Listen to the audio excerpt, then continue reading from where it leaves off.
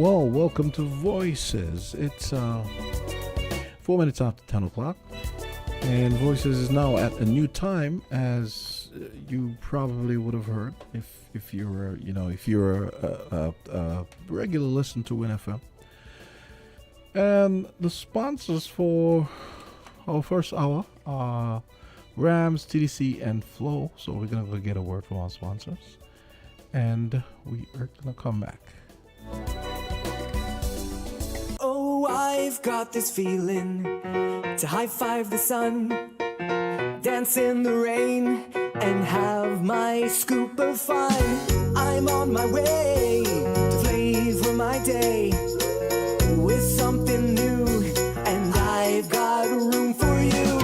Let loose and live a little, get close and share a little, give in and taste a little. You'll fall in love with creamery novelties of life, and live a little, get close and share a little, give in and taste a little. You'll fall in love with creamery novelties. Enjoy Creamy Novelties ice cream, distributed by Rams Trading. Live a little. If you need protection, you'll need one who you can trust. To secure your investment, you'll need one who'll do you just. TDC Insurance, you're the one that you can trust. TDC Insurance, you're always safe with us. TDC Insurance is your go-to insurance company for all your insurance needs. We take pride in offering you the best solutions and ensuring our customers are fully satisfied. TDC Insurance, we take good care of you, guaranteeing you peace of mind. You're always safe with us.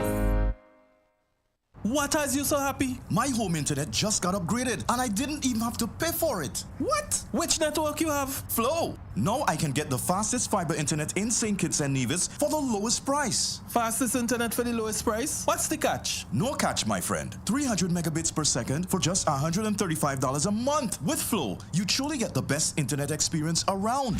Switch to Flow for the fastest fiber internet at the lowest price. Visit a Flow store today. Conditions apply.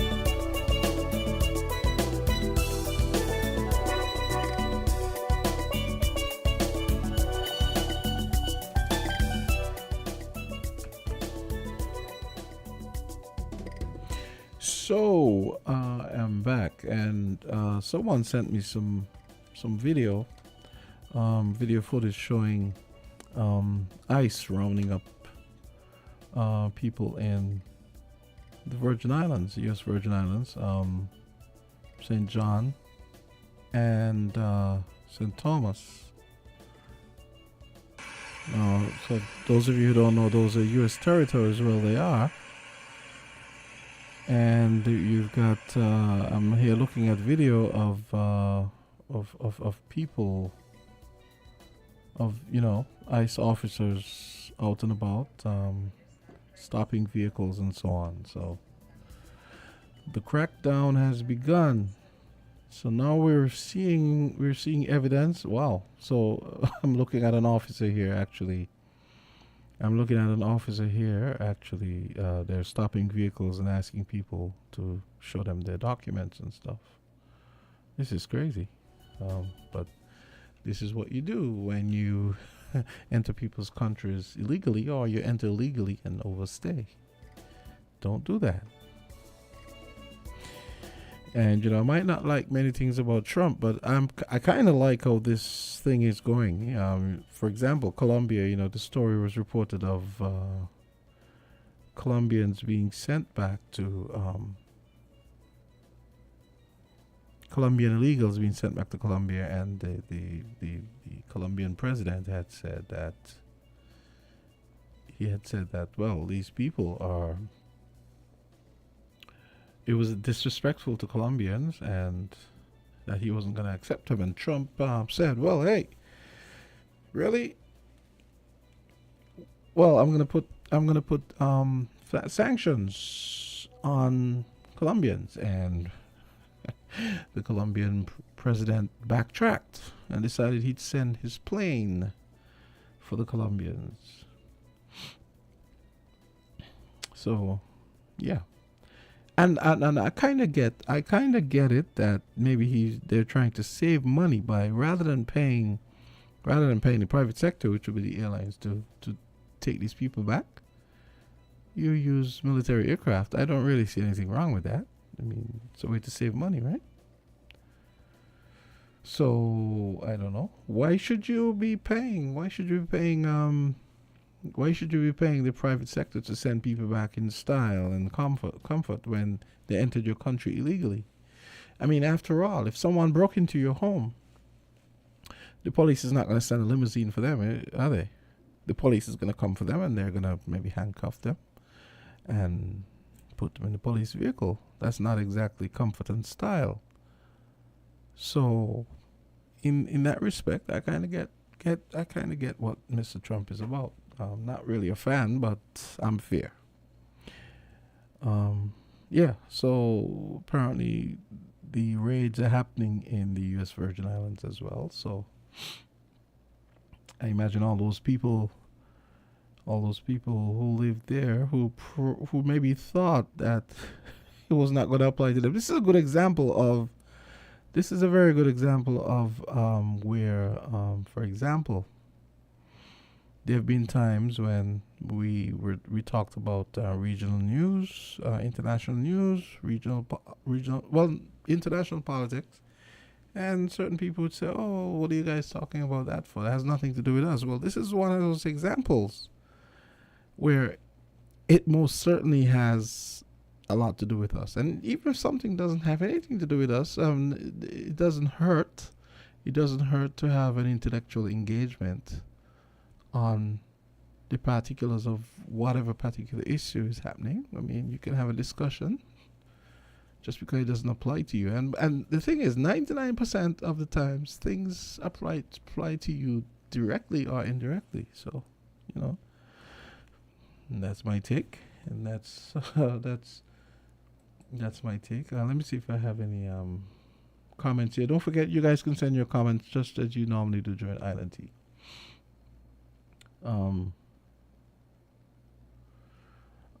Kathleen is saying there were 270,000 deportations under Biden, and Cleo says they're in the country illegally. They know they're breaking the law. Exactly. So this whole thing about not sending people back on a civilian aircraft. So apparently the Colombian president said he was going to send his own aircraft to pick up his people.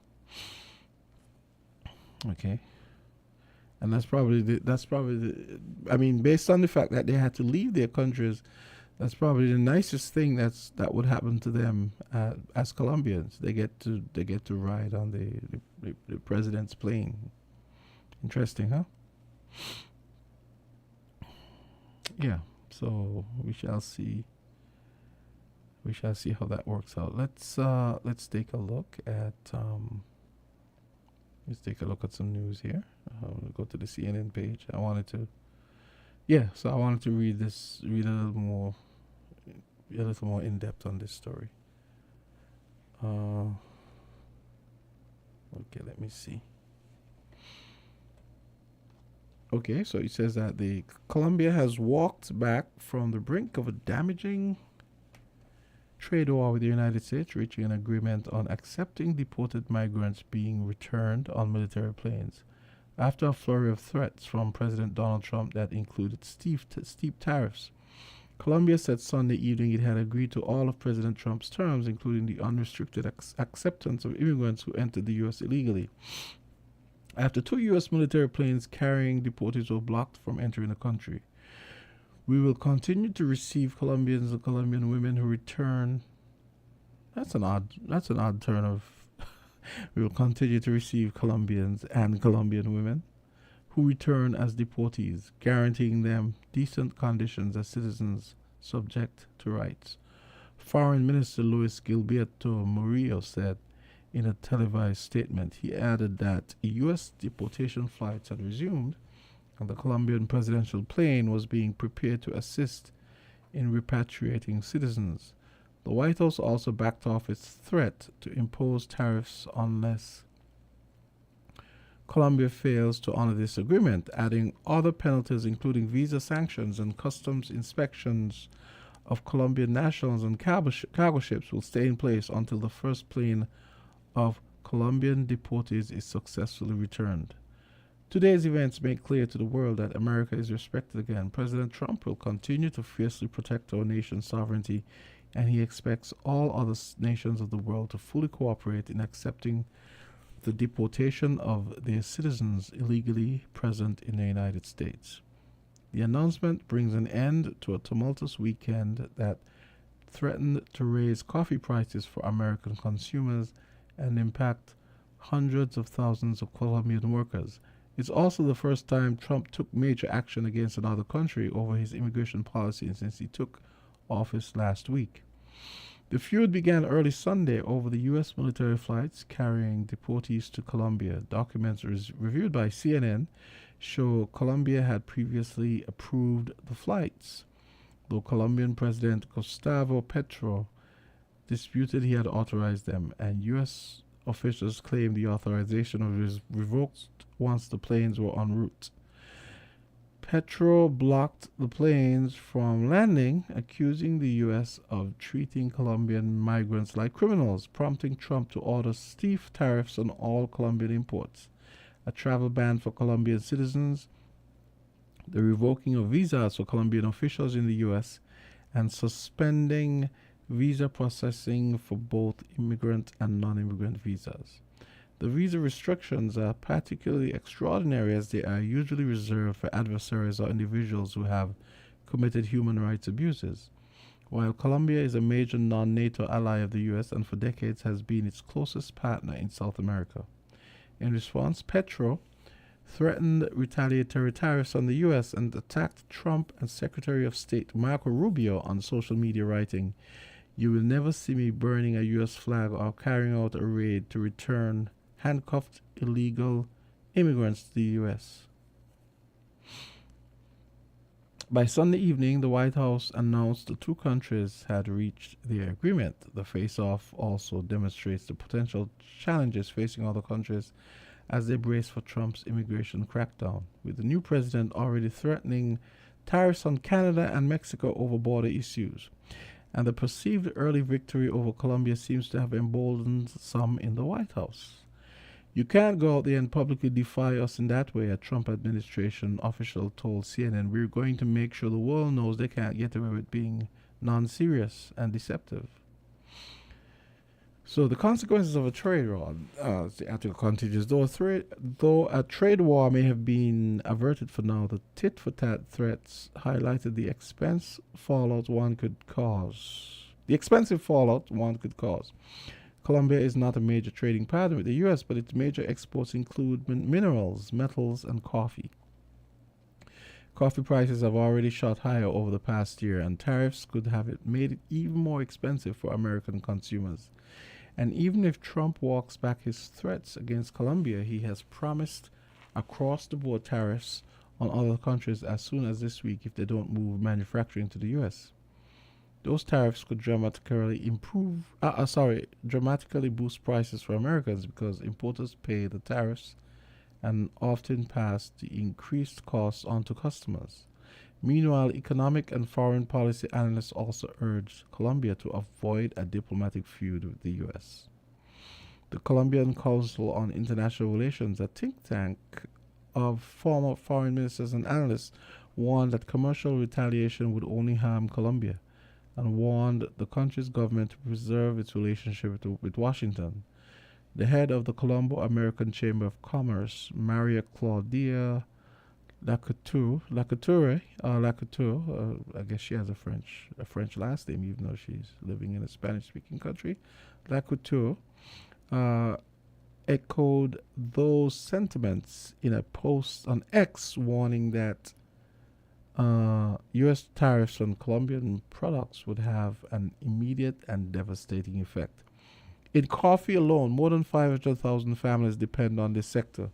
In flower farming, thousands of single mothers would lose their livelihood, and we can continue adding sectors that will be affected. Yes, Brazil also weighed in, decrying the degrading aircraft conditions. The U.S. began using military aircraft to return recent border crossers back to their countries of origin last week, with flights expected to continue daily, partly as a message to other nations. The Defense Department has helped administrations before, but not at this level. So it's a force multiplier, and it's sending a strong signal to the world. Our borders closed.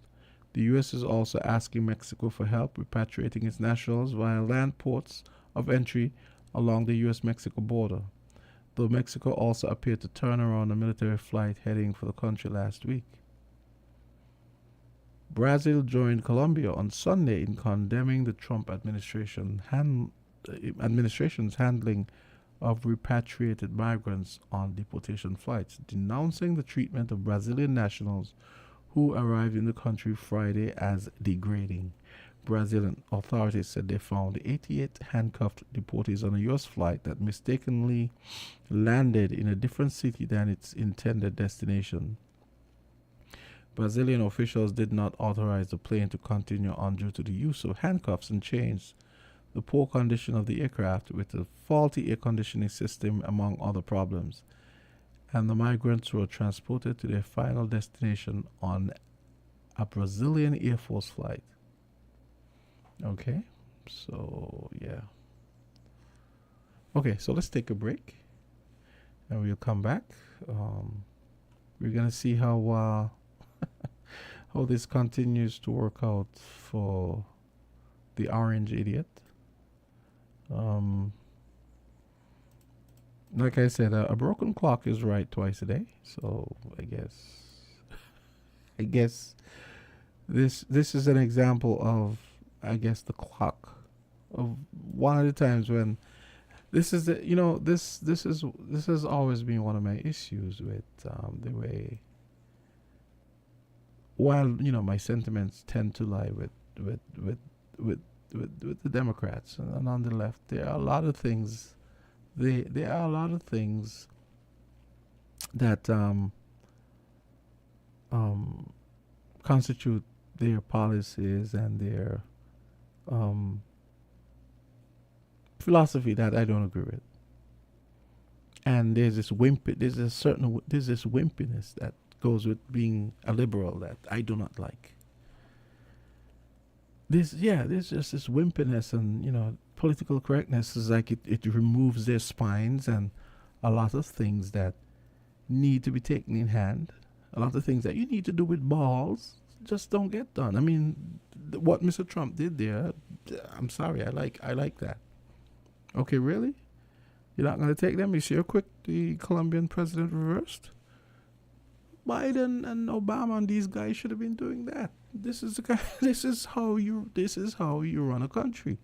You can't have people just walking into your country and you just bend over and take it. Come on. Okay, so let's take a break. We're different. We're 98.9. 98.9. Win FM. What has you so happy? My home internet just got upgraded and I didn't even have to pay for it. What? Which network you have? Flow. Now I can get the fastest fiber internet in St. Kitts and Nevis for the lowest price. Fastest internet for the lowest price? What's the catch? No catch, my friend. 300 megabits per second for just $135 a month. With Flow, you truly get the best internet experience around. Switch to Flow for the fastest fiber internet at the lowest price. Visit a Flow store today. Conditions apply.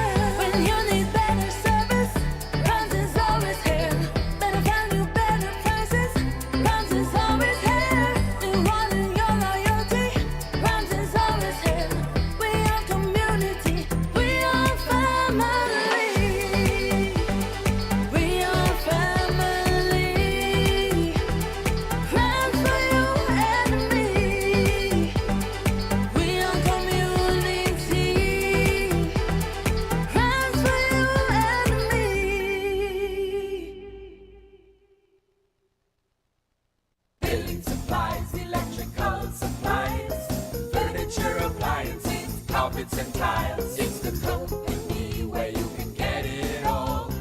All at TDC, home and building that glow.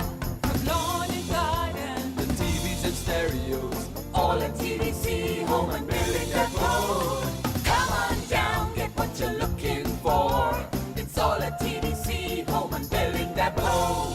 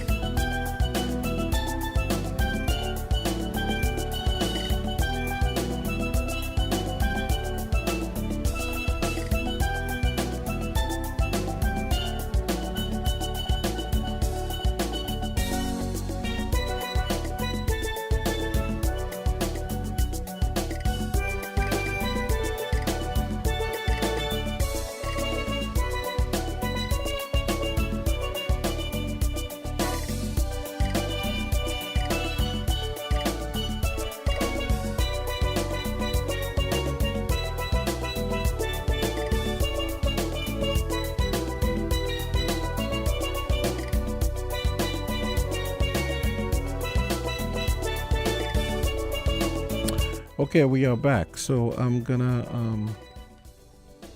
it's 10:28, and I'm gonna share with you do I ask the fans commentary. I had an issue last week, a technical issue last week. One of my cables went bad, so I did find another cable at home, which turned out to be much better than the one that went bad. I'd completely forgotten about it. So I'm now going to share with you Dwyer Asafan's commentary on the Christopher Harbour petition that he started. So we're going to listen to that now. So here we go. Greeting. Today's commentary is about Christopher Harbour and its significance to the development of our country. For those of you who are not aware of Christopher Harbour, I invite you to Google it. Meanwhile, here's a little help. It is located on the southeast peninsula of St. Kitts.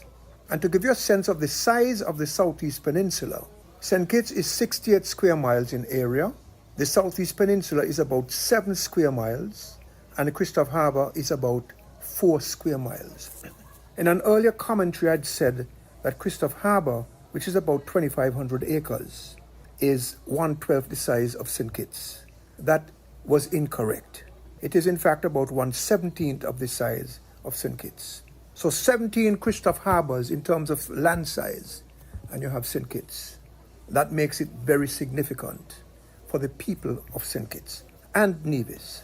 Now, for hundreds of years, the lands at the southeast peninsula, extending from Frigate Bay right down to the end of the peninsula, were owned by a small number of persons who used it for their own personal enjoyment. And apart from being allowed to harvest salt from time to time at the Great Salt Pond, where the marina now sits, the people of this country got virtually nothing out of that area. And to add insult to injury, they were not allowed free access to the beaches in the area, from Frigate Bay down to the end. I mention these things so that those of you who might not know will now know and maybe ask some questions. And those of you who do know will remember and maybe provide some answers to those who don't know. We have to know our history. And to complete the picture of land ownership, for your information, most of the sugar estates in the remaining 90% of St. Kitts were also owned by a very small number of people. In other words, therefore, nearly all of St. Kitts was owned by a handful of people. Think of what would have happened to the people of this land had the Bratcher administration not acquired Frigate Bay and the sugar estate lands. Think of it. In the 1960s and 70s, Bratcher and his colleagues made the initial push towards tourism and towards the broadening of the economy, building an international airport, a deep seaport, and so forth. We saw hotels such as the Golden Lemon, Fairview Inn, Ocean Terrace Inn, Holiday Inn, and on the Southeast Peninsula, Cockleshell Bay and Banana Bay, and sometime later, Bird Rock Beach Hotel. At Frigate Bay, which is about 1.25 square miles in area, Bratcher and his colleagues introduced a master development, including the Royal St. Kitts Hotel, an 18-hole championship golf course, hundreds of residential lots, many of which were bought by and are occupied by citizens of this country. And they paved the way for condominium, hotel and residential developments such as Island Paradise Beach Village, Leeward Cove, Timothy Beach Resort, Frigate Bay Beach Hotel, St. Christopher Club, Horizons Villas, Sea Lofts, Silver Reef, etc. Mr. Bratcher was in favor of tourism, but he wanted the industry to be a source of empowerment and prosperity for our people. He had seen situations to the contrary in neighboring islands, and he wanted to avoid that.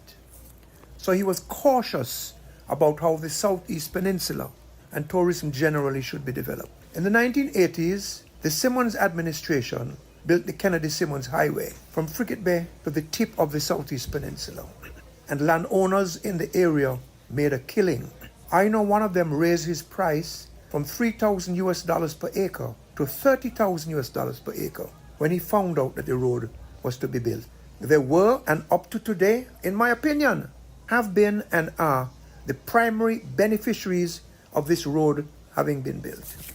Apart from a very popular restaurant and some homes in the Turtle Beach area, there was no large-scale development back then. Now, I'm not knocking the road because I believe it was necessary.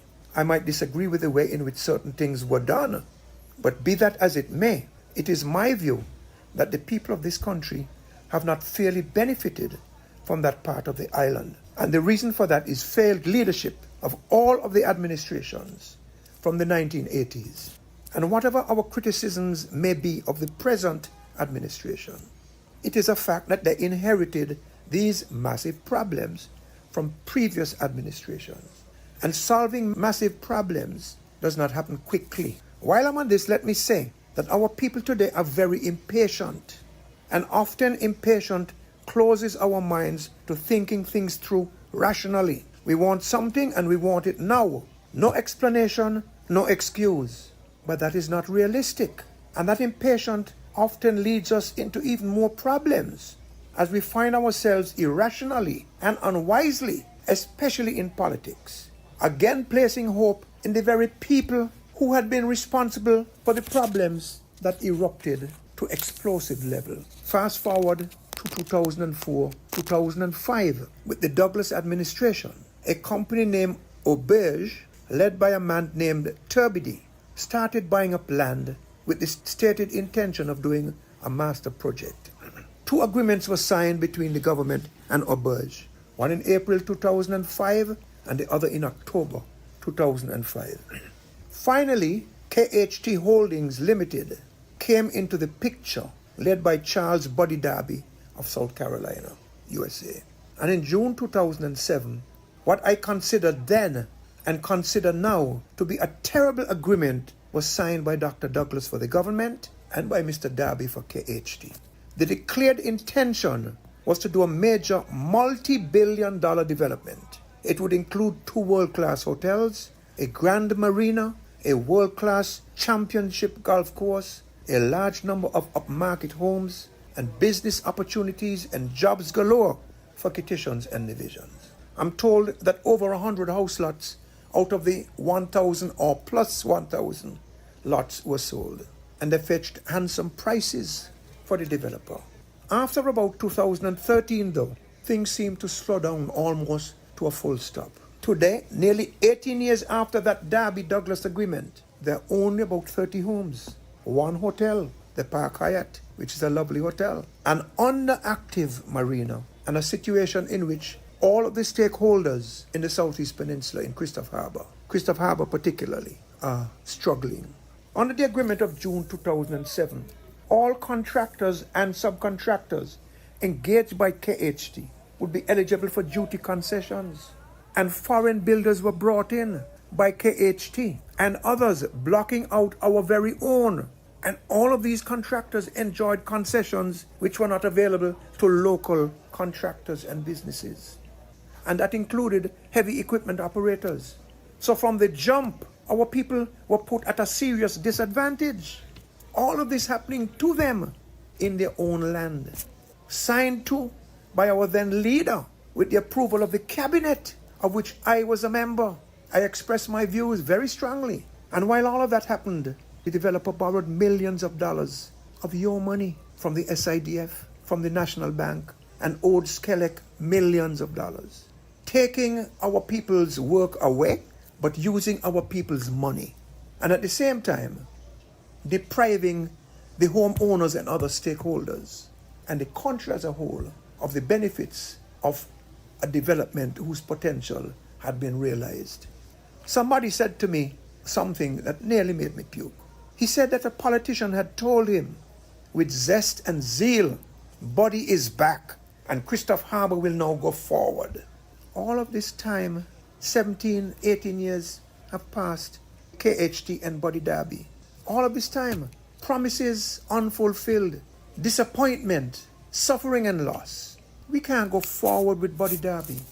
And this is what happens when individuals with poor judgment, individuals who cannot or care not to properly negotiate a good arrangement for the country and its people, individuals who are otherwise unsuitable to occupy positions of leadership or are simply downright foolish, and some may be glad men and glad women, feel that they have arrived by being a so-called big shot, eating at grand restaurants, flying business class, staying in $500 night hotels at your cost or somebody else's, forgetting what they're there for, to represent, protect, and advance your best interests. Unsuited for leadership, but by and large, these are the people who we have been electing. Foolishness about Buddy is back. So here we are now in January 2025. I believe that it is true to say that the Drew administration is seeking a way forward with Christopher Harbour.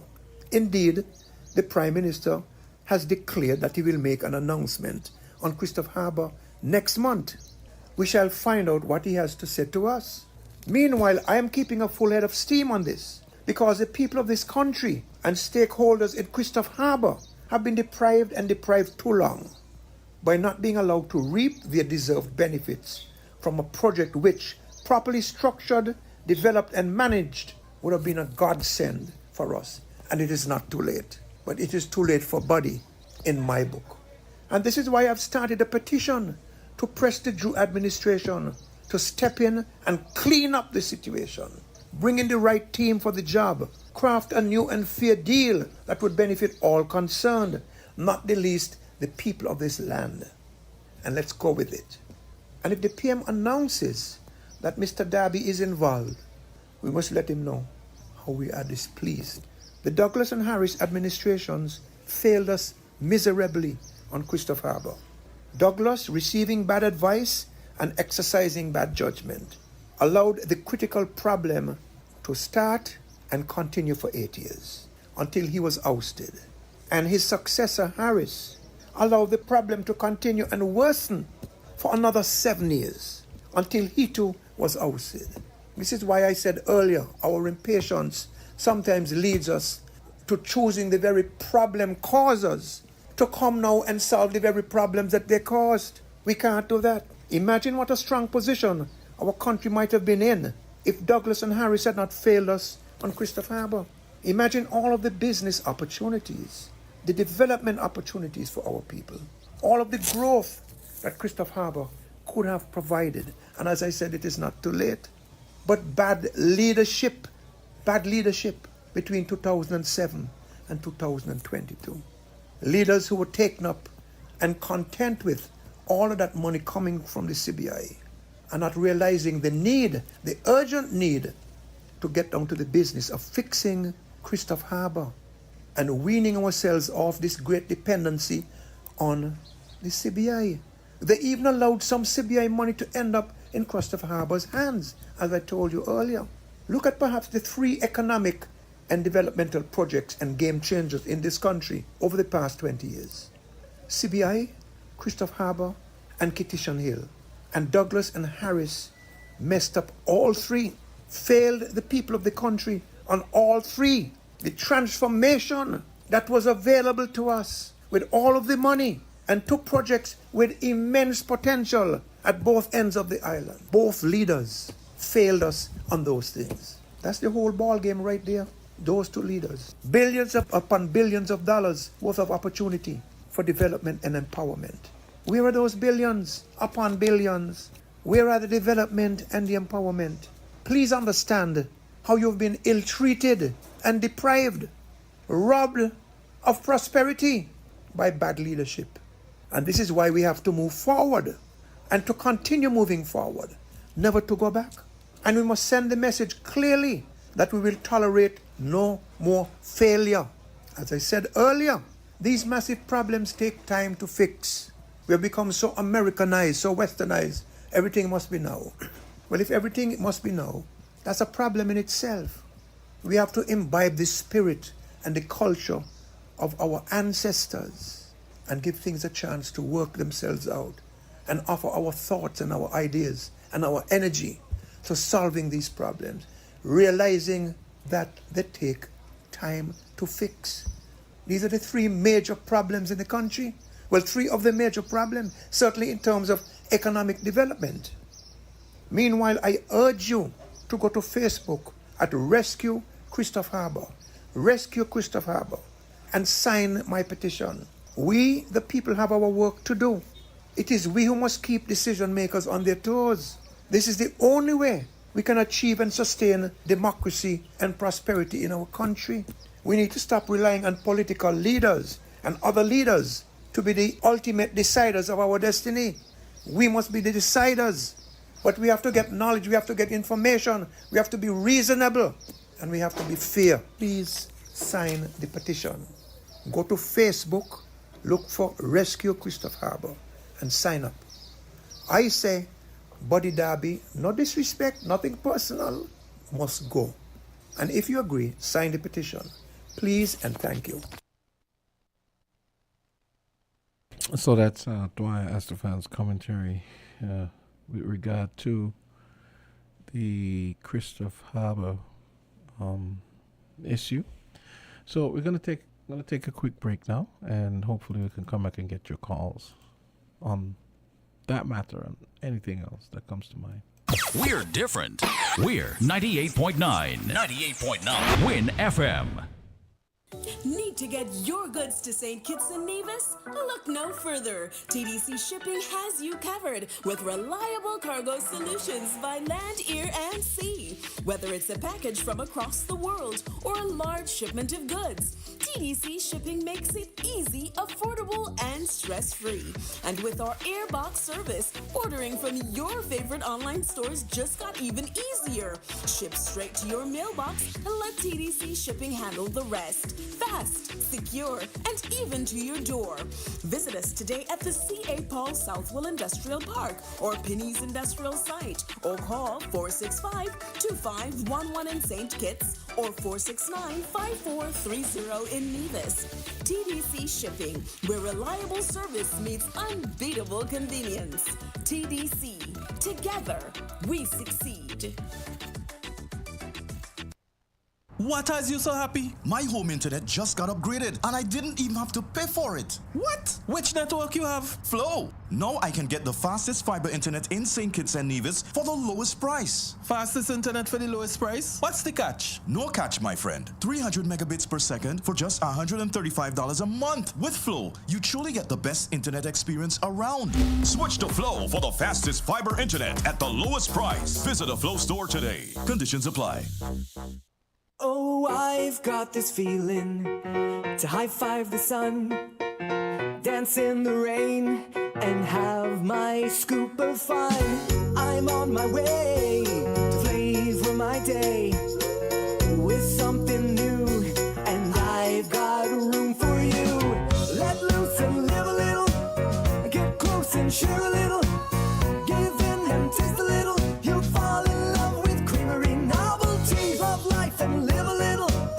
Get close and share a little, give in and taste a little. You'll fall in love with creamery novelties. Enjoy Creamy Novelties Ice Cream, distributed by Rams Trading. Live a little.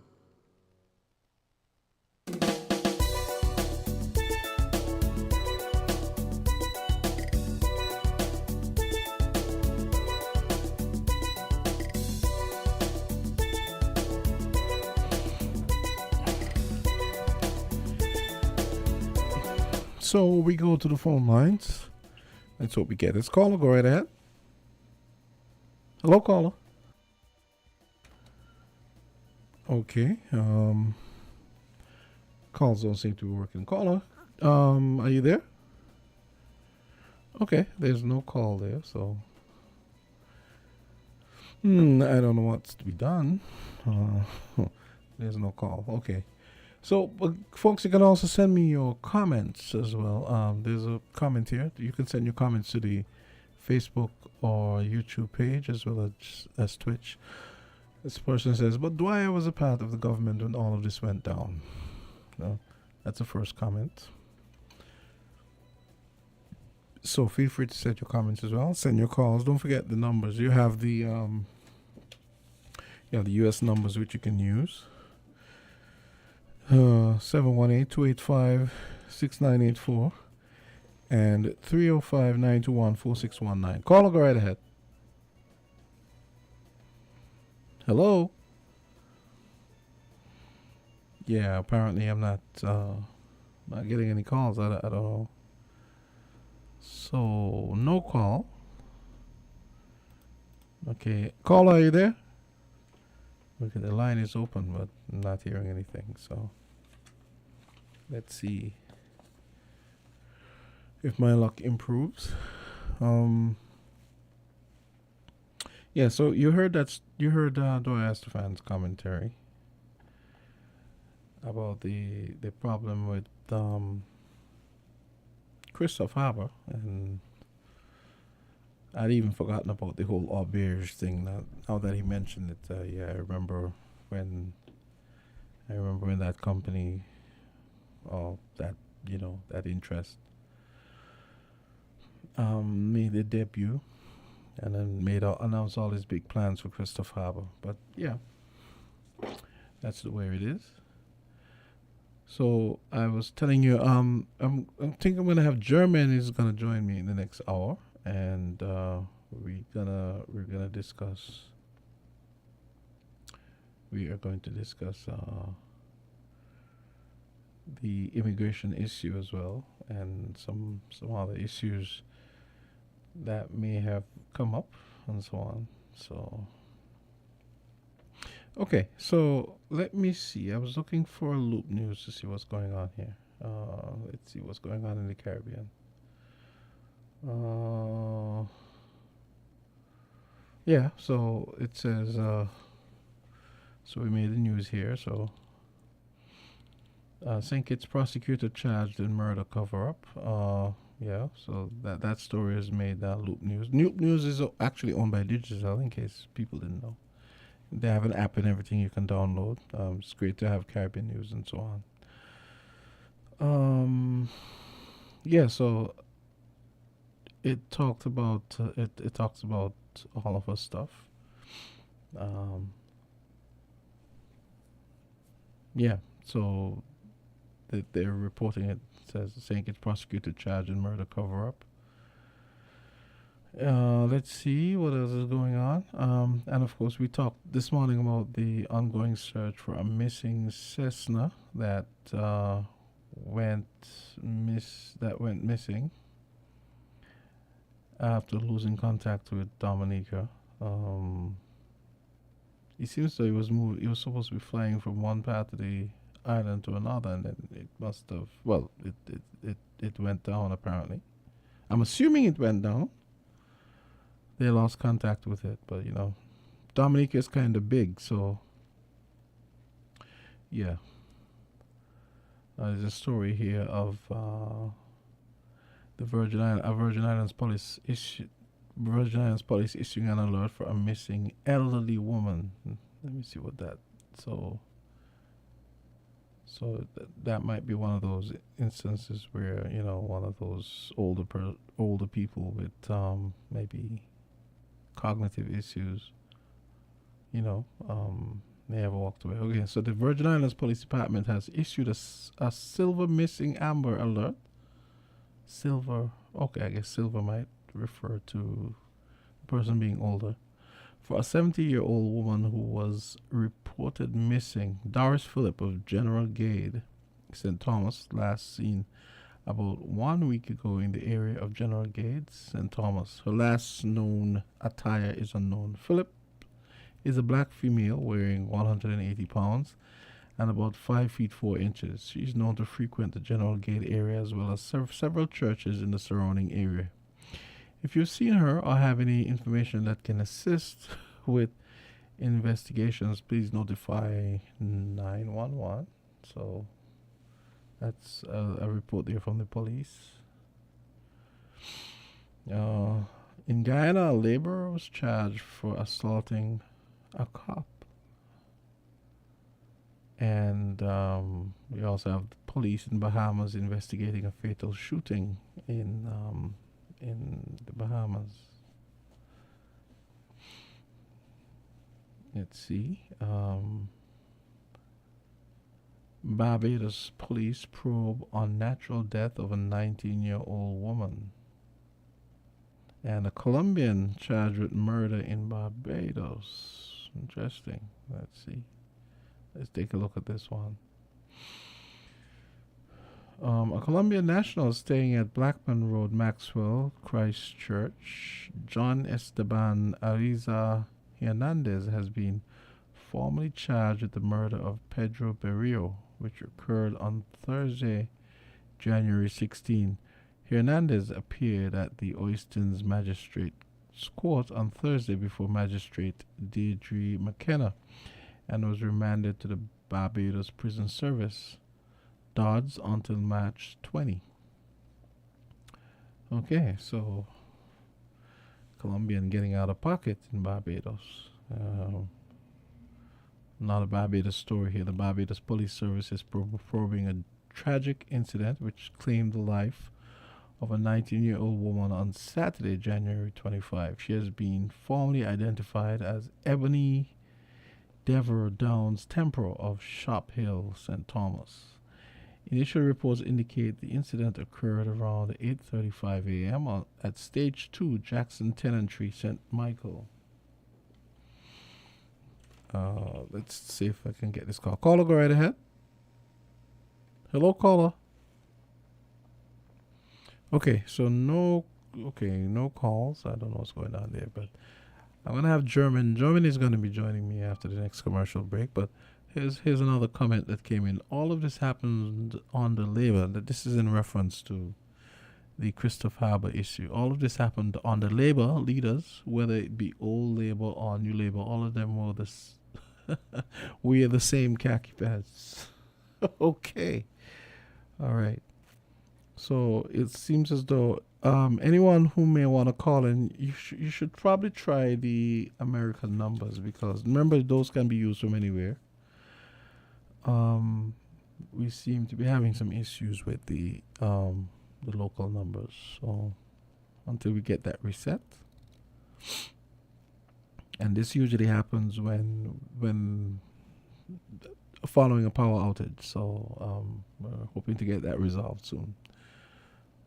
So if you want to call, you can call 305-921-4619 or 718-285-6984. You can also keep trying the local numbers as well, because they might kick back in at any moment. We're trying to get them reset, but not at the moment. They haven't been. So I was talking about this lady that was killed in Barbados. Let's go back to the phone lines. Caller, go right ahead. Hello, caller. Hello, caller. Hello. Okay, so that one isn't working either. Yeah, so I was talking about this unfortunate incident in Barbados, a 19-year-old. So police say Downs Temple received a number of injuries to her body when was transported to the Queen Elizabeth Hospital in a private motor vehicle. She was subsequently pronounced dead by medical personnel. A man is currently assisting police with their investigations into the matter. Caller, go right ahead. Hello, caller. Hello, caller. Hello? Hi, hello. Yes, Hello? I can hear you. I can hear you loud and clear. Hello? Hello, I can hear you. Hello? I'm hearing you. Hello? Well, I'm hearing you. I'm hearing you loud and clear, caller. How is it you're not hearing me? Johnson? Yes, I'm hearing you.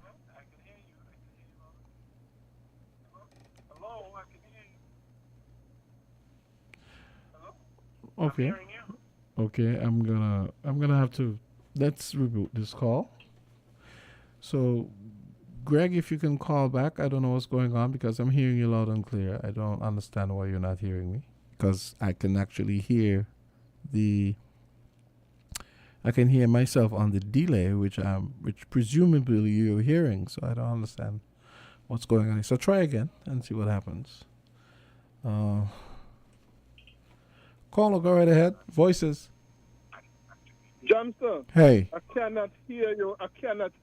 Oh, Johnson, you hear me now? Yeah, I'm here. I'm hearing you the whole time. Yes, the first time I was not hearing you. So it kick in now. Yeah, because I was hearing everything you said. Yes, I realized you listening to my radio. Well, first of all, let me say this, Johnson. Greetings in Jesus' name, the only Savior of sinners from the sins and from hell.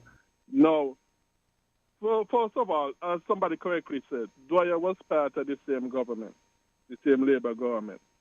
You know, like I say, it's interesting. We have all the answers when we out of office, but when we in office is a different thing altogether. Because Labour, Dwyer was a part of the same problem. You know, what did he say during that time? What did he come up publicly and oppose it? What did he do at that time? You know, I don't know. That's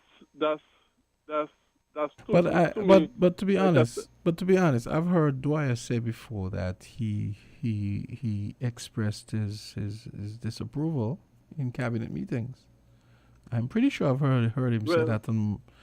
I've heard him say that on more than one occasion, on many different issues. But why didn't he come up publicly and mention it? But Gregory, that's easy to say because Gregory, me and you used to work at Inland Revenue. They weren't always things that we were maybe pleased about, but it doesn't mean we're gonna go out and tell the public, they're doing this and they're doing that and I don't like that. You go along to get along. That happens sometimes. It's not all. But he's doing it now. He's doing it now. So why didn't he do it back then? He's doing it now. So to me, that ain't no explanation. I know. Okay, but that is that in itself is a complex thing. That whole go along to get along thing. It's a complex thing. After the fact, it's easy to say. It's easy to look at it as black and white and say, oh, this person should have done this or they should have done that. But when you're in it, When you're part of an organization, part of a group, part of a team, it's a lot more complex. No, it ain't a lot more complex. It is.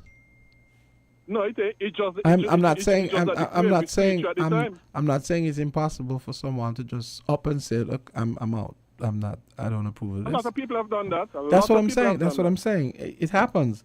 But if that doesn't happen in a given situation, it doesn't make that person necessarily a bad person. Because, like I said, it could make them a hypocrite. Okay. You see when you're on the gravy tree and the gravy sweet, eh? Especially when it's very sumptuous and delicious. The gravy is very sweet. Gravy. You know, you only miss the gravy when you ain't on it no more.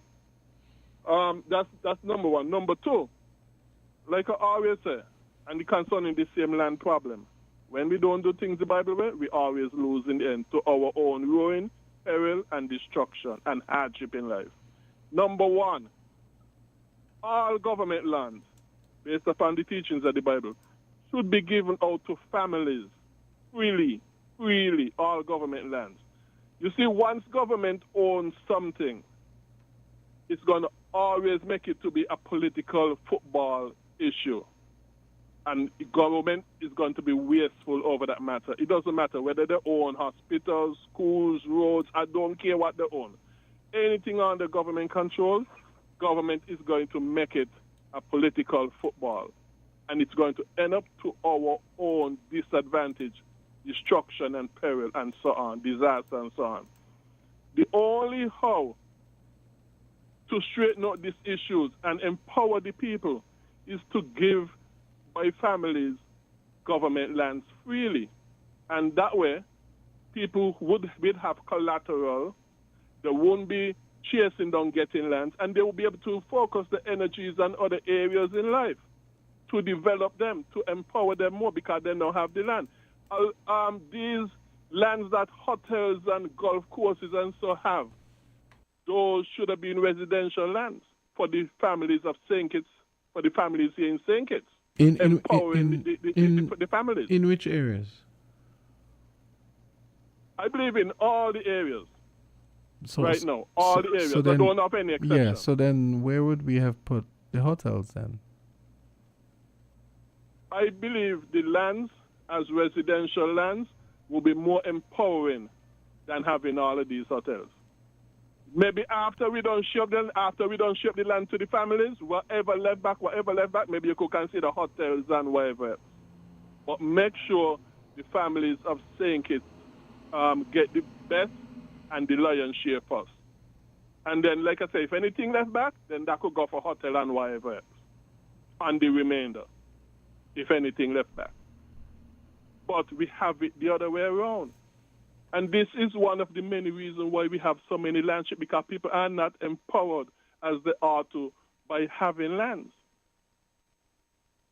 So this is the only way, doing it the Bible way is the only way of solving all these problems, because once government have them, government is going to be playing a political football with all of these lands that they have. And not only that, it will be to the benefit of the politicians and the political hacks and coonies. That is what they will be mostly using the government lands for, and not really for the benefit of the people, as it ought to be done. But why? Yes, the people going to get a little something. Okay, but the real lion's share. I agree. Okay, I take the point about what should have been done, but let's deal with this substantive issue. Do you forget the fact that he was part of the and all that? Let's deal with the substantive issue. Do you agree with his argument that perhaps Mr. Darby should be relieved of our land? I agree. All the concessions granted. I agree with the problem that he's pointing out. Yes, he's correctly pointing out the problem. The problem I have with that is that he does not know the solution. Yes, he's correct, and what the problem is. He's correct, which he's a part of. contributed to. But at the very basic level, the solution is obvious. Government should not be giving away our patrimony in that fashion. I mean, that to me, that is a textbook. That this Christopher Harbour issue is a textbook example of what should never be done. That is true. I shake your hand with that. Where Dwyer and so many others fall along is the solution. They do not have the solution. They know the problem. They point out the problem and start to say, well, a lot of them have been part of the problem and contributed to it. But let's at least, like I said, let's start with the basics. Just don't do what was done. The very least you could say is, we're not selling our land. The land is going to be leased. But if you are not giving the land, at least in some cases, and also, you're not giving people this kind of ridiculous enclave status in our country, where you have a country within a country, because that's basically what goes on. That's one of the things that Christopher Harbour managed to get out of the government. I mean, I remember the talk about, and this is common knowledge, that they would get stuff and they just go to the port and they collect the stuff and they pay zero, nothing, no VAT, no port charges, nothing. How is that right? Well, again. Well, with all due respect, I'm not a believer in tax. Okay, I'm not a believer in that. Yeah, but Gregory, let's try and stay on topic. Let's try and stay on topic.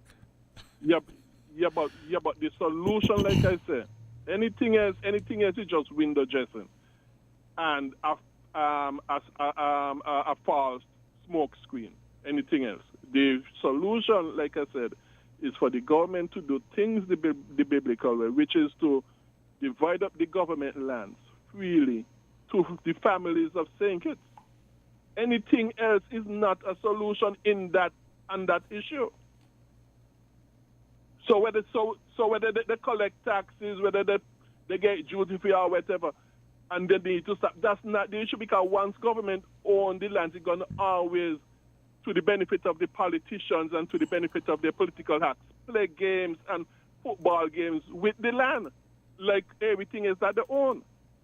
And that is what you want, to get all the government hands into the people's hands. Okay, and like I said, whatever left back, whatever remain, then you could consider hotels, whatever else, restaurants, condominiums, or whatever else. Yeah. Okay, Gregory, let me close on the first hour. You can come back. Germany's going to be joining me on the other line. Actually, he was asking, what do you think is the solution? So you can come back on the other side when he joins me. But I've just said it. Okay, well, I'll hear what he has to say about your solution. You could repeat it to him. Okay. All right. Yeah. Okay, take care. So I'm going to take a break. And now I'm going to come back, 9 minutes after 11, come back, get a word from Hosford, and then Germany is going to be joining me on the other side, and we're going to discuss all these matters and more. And don't forget, try and keep trying the phones. I mean, Gregory got in, and which probably means maybe the phones have been reset. So 466-0989. 6620989, and you also have these U.S. exchange numbers, which can work from anywhere. They work here as well. 718-285-6984. Of course, you have to add the 1. 305-921-4619. Okay. So let's go to the break. Here from Hosford. Found the sound. 99.9.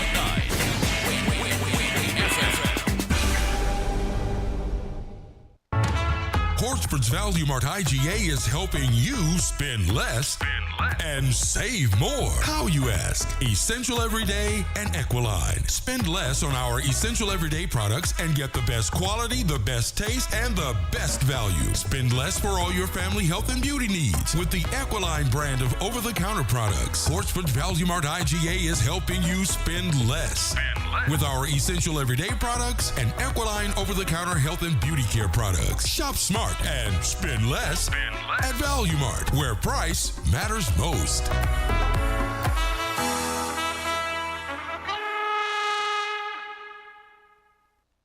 It's the sale you've been waiting for. Happening now. Discounts galore at your favorite Hosford store. Hosford's Furniture and Appliances, Ashley's Furniture Home Store, Hosford's Building and Nevis Centers, and Hosford's Auto Parts and Accessories. Get ready for discounts galore. Store discounts, big discounts, small discounts, VAT discounts, and more. We're slashing prices with at least 4% VAT off and up to 20% off store-wide on furniture, appliances, auto parts, building materials, and hardware, and so much more. Discounts galore across all Hosford stores. And that's not all. Customer discounts and even Value Club member savings mean the deals just keep getting better.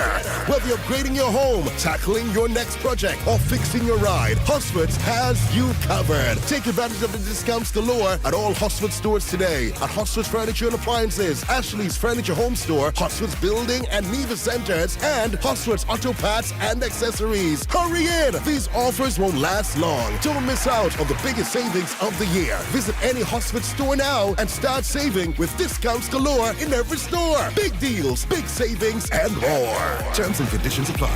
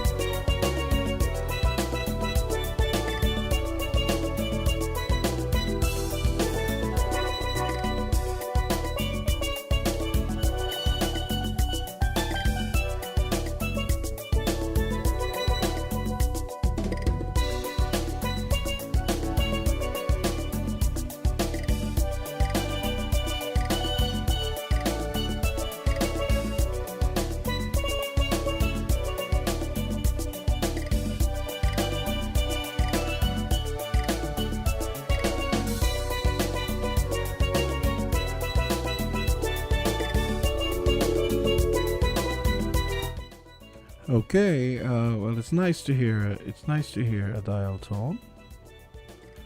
I think German is joining me on the phone. German, what's up? Hey, James. Good morning. Yeah, I'm good. Wait, let's see if I can take this call. Nice to know. Nice to know. Okay, the call stopped ringing. But yeah, nice to know that this is work. I find Google Meet works much better than Zoom, I gotta say. Technology. Technology fails us when it feels convenient. Yeah. Yeah, this is working much better. Let's see if we can get this caller. Caller, go right ahead. Hello, caller. Caller? Okay, I guess. Yeah, so what did you think of Gregory's solution that he gave? I have very strong views, but this topic came up last week, and I did indicate that for me, this particular matter may end up in court.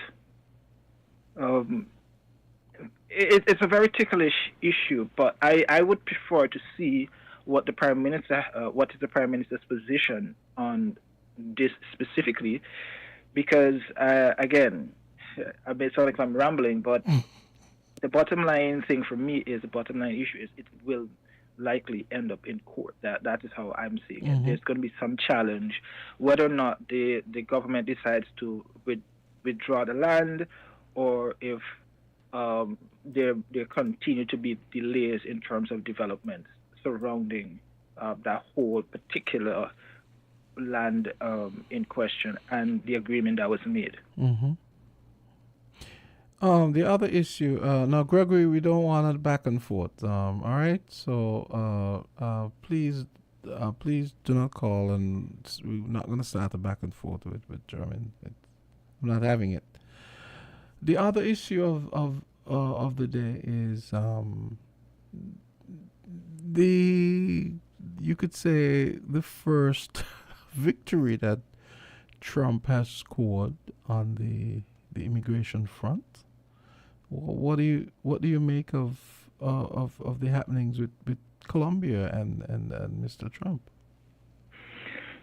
Well, if you had listened, I don't know if many of your listeners tuned in over the weekend surrounding on Inside the News, where we had a lengthy discussion over the program surrounding the Trump's inauguration and his position, his economic policies, and so forth. And actually, one of those pieces will be in the headline news just midday.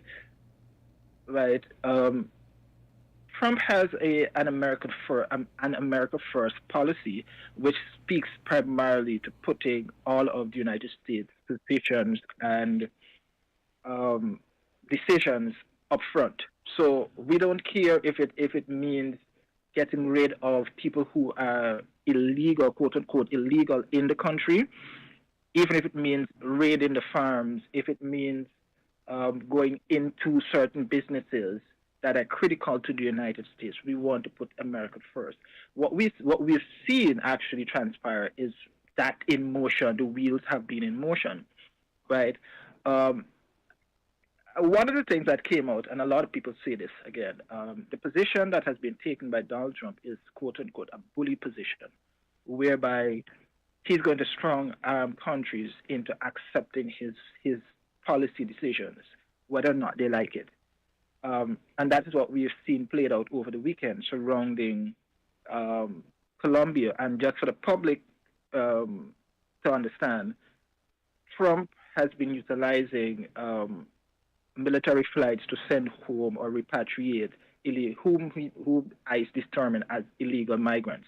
Now, what the United States has been doing with that repatriation is they've been handcuffing and also shackling the feet of those who they are deporting, which many have described as being very disrespectful to migrants as well as to the countries that they are they're being repatriated to.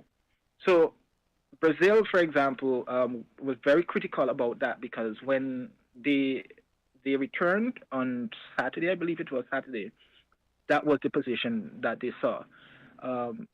So the president, Lula da Silva, was very critical about that.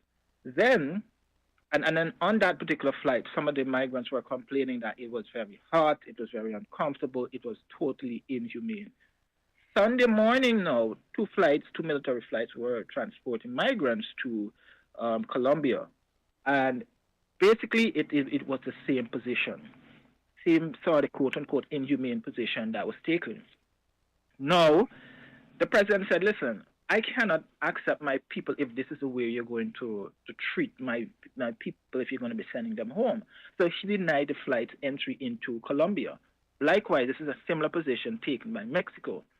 So because of that, the president said, no, we're not going to accept them. Trump then said, listen, no, you guys cannot tell us that you're not accepting your own people. So he decided to slap tariffs, 25% tariffs on all goods coming out of Colombia. He decided to sanction them through the Treasury Department, which means all of the assets and everything for those in government would be frozen in the United States, as well as all visas for president, the prime minister, everybody in government, their allies, their families, and so forth, would have been suspended. So he bowed to the pressure. But one of the things he noted, and this is critical. While the United States is saying, "Hey, we're going to send back these illegal migrants," the president noted that within Colombia, you have just over 15,666 or thereabout illegal migrants from Colombia from the United States residing in Colombia.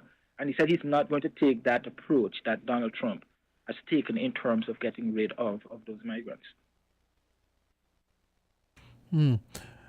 Let me ask you a question. Did in terms of that the Colombia flight, did the plane get all the way back to the U.S. before the Colombian? No. So the State Department and the new Secretary of State Marco Rubio, he had indicated that let's back it up a little. If you could recall, when I was on last week on Island T, I did indicate that each country has to give approval for their citizens or any deportees to return. So those flights have to get the approval of the country to accept those nationals back.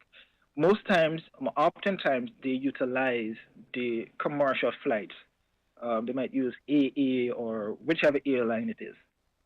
Now, the president decided, because this is one way he's technically circumventing Congress, to get those monies that he would need to do the mass deportation. So what they've decided to do is utilize the military flights to make it faster. So the military flights will be working on a daily basis, sometimes 3, 4, 5, 6 flights maybe leaving on a daily basis to repatriate those migrants. I gotta say though, German, I give Trump props for this. This is what you do. Well, you want to get things done. Well, you see, the thing is, all these niceties. No, but you see, all these niceties when you have people walking into your country, I'm not really a fan of. If you're in my country illegally, you should not be. I feel like you should not be subject to all. I mean, you should not be treated like you're a legal citizen. Why should Why should anyone spend money on let's say civilian aircraft to take people back who came into the country illegally? But Jamster, I understand your position, but what is also critical as well that people have to understand is those people who will be returned home include those who are seeking asylum, who are already there prior to the Biden administration. You also have those who were given special status previously, like the Haitians and so forth. Okay. Everybody's going to be caught up seek asylum legally. This initiative. Seek asylum legally. Jamster, I understand your position. I understand what you're saying, but again, it's one way that Trump is using to circumvent Congress, and he can only do this because of the fact that the Republicans control all facets of Congress, of the U.S. government. So it is one way that he's doing that. Additionally, what is concerning as well is that legal residents, those who are green card holders, as well as those people who are in the process of transitioning to become legal, to legalize their status in the country, all of them will be caught up in this whole I can't use that word, but this whole drama that is unfolding in the United States, which, again, what was initially set out to be for criminals, illegal migrants who have been engaged in criminal activities, has now expanded beyond just that specifically, because what we've been seeing over the last several days is that they've moved into quote-unquote Democrat-controlled cities and states to undertake raids. So they've empowered ICE to go into businesses, go into schools, go into workplaces, to literally ask people whether or not somebody could stop you on the road and ask you whether or not you are a legal migrant. If you look, like as everybody says, I look African, so they might decide, hey, you look a little Africanish, quote unquote, and I look they African might stop too. you to ask. I look African too. James, I have a Anybody? different perspective on Anybody? Any, that. well, I'm an African anyway. But you understand. I know what you mean. But you understand the dynamics of what is happening now in the United States. So even if you're here in the United States, on a B1 B2 visa, you're going to be stopped. You're going to be questioned, and it's going to be a tedious task. And I'm going to warn a lot of people, when you travel now, that is what you will be engaged with. This is the new status quo going forward for everyone in the United States, especially those who are coming on vacation. Okay. So how do you think that first, in your estimation, how do you think that first victory is gonna how is it gonna be processed by other countries and their leaders? This is gonna be interesting because Everybody's going to toe the line. To be honest, James, everybody's going to toe the you think line so? going forward.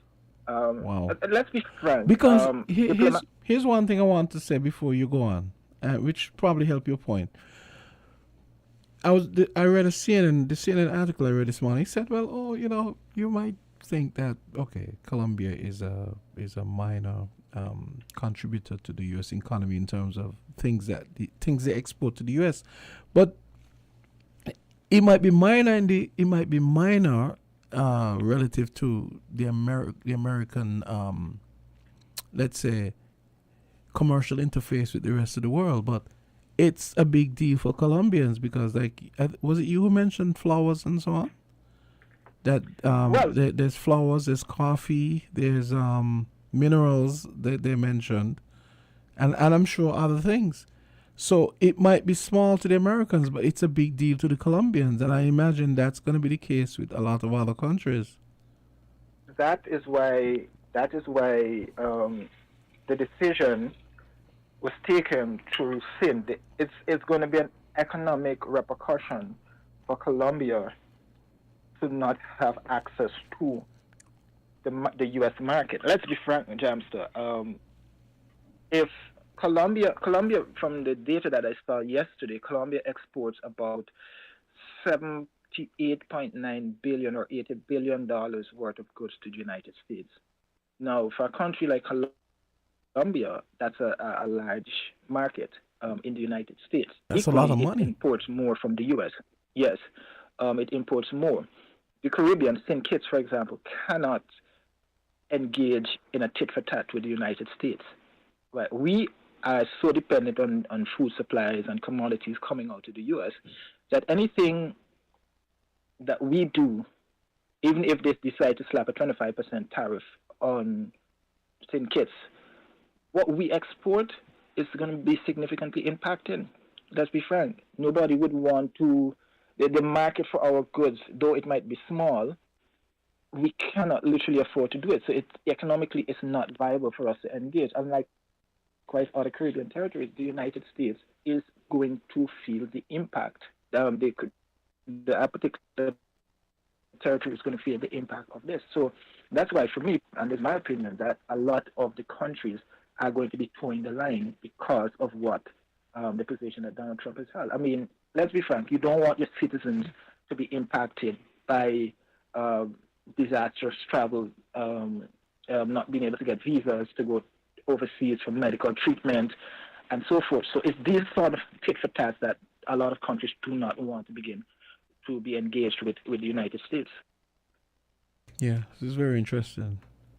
Cleo said here, he says if you entered illegally, those are the consequences. So, I guess you have some people who feel that, yeah, you might say, I mean, the Colombian president characterized it as, inhuman treatment, but you enter the country illegally.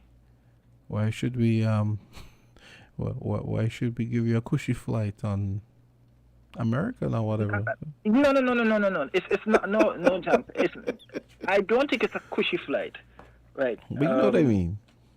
Yeah, no, I understand what you mean, but generally, the international standards and the international best practices that that a lot of countries have signed on to, right? Um, Human rights and all of that has to be taken into consideration. That is why in a recent interview, the woman did mention that there are a lot of international human rights laws that people have to, the world has to follow, and that's not what's being followed here. Again, equally to that, you're correct, right? You're not going to get a Etihad type luxury cruise home to on a deportation flight. Let's be frank, right? But equally, you have to toe the line when it comes to international human rights laws, and some of that is what was flouted over the weekend. But again, yeah, I think more has to be done to protect the economies of those Latin American countries, Caribbean countries, to prevent the mass run on the United States across the border. Yeah. Yeah. So you're saying you think that a lot of world leaders and countries are just going to toe the line and take their citizens. They will toe the line. And you'll hear a little reference to Don't this you as have? Don't well you think from there'll be Trump. any? Don't you think there'll be any exceptions to the rule? You think when the rubber meets the road? Put it this way: a lot of what is going to happen, and why I'm referencing that they're going to toe the line is the U.S. is a big market for many countries. We may not necessarily see it that way, right? We cannot have our potential leaders being banned from going to the United States to engage in dialogue with their own citizens of those particular countries living in the U.S. Or you can't have these leaders not being able to travel to engage, let's say, at the United Nations with other world leaders because you have an issue, a tit for tat with Trump.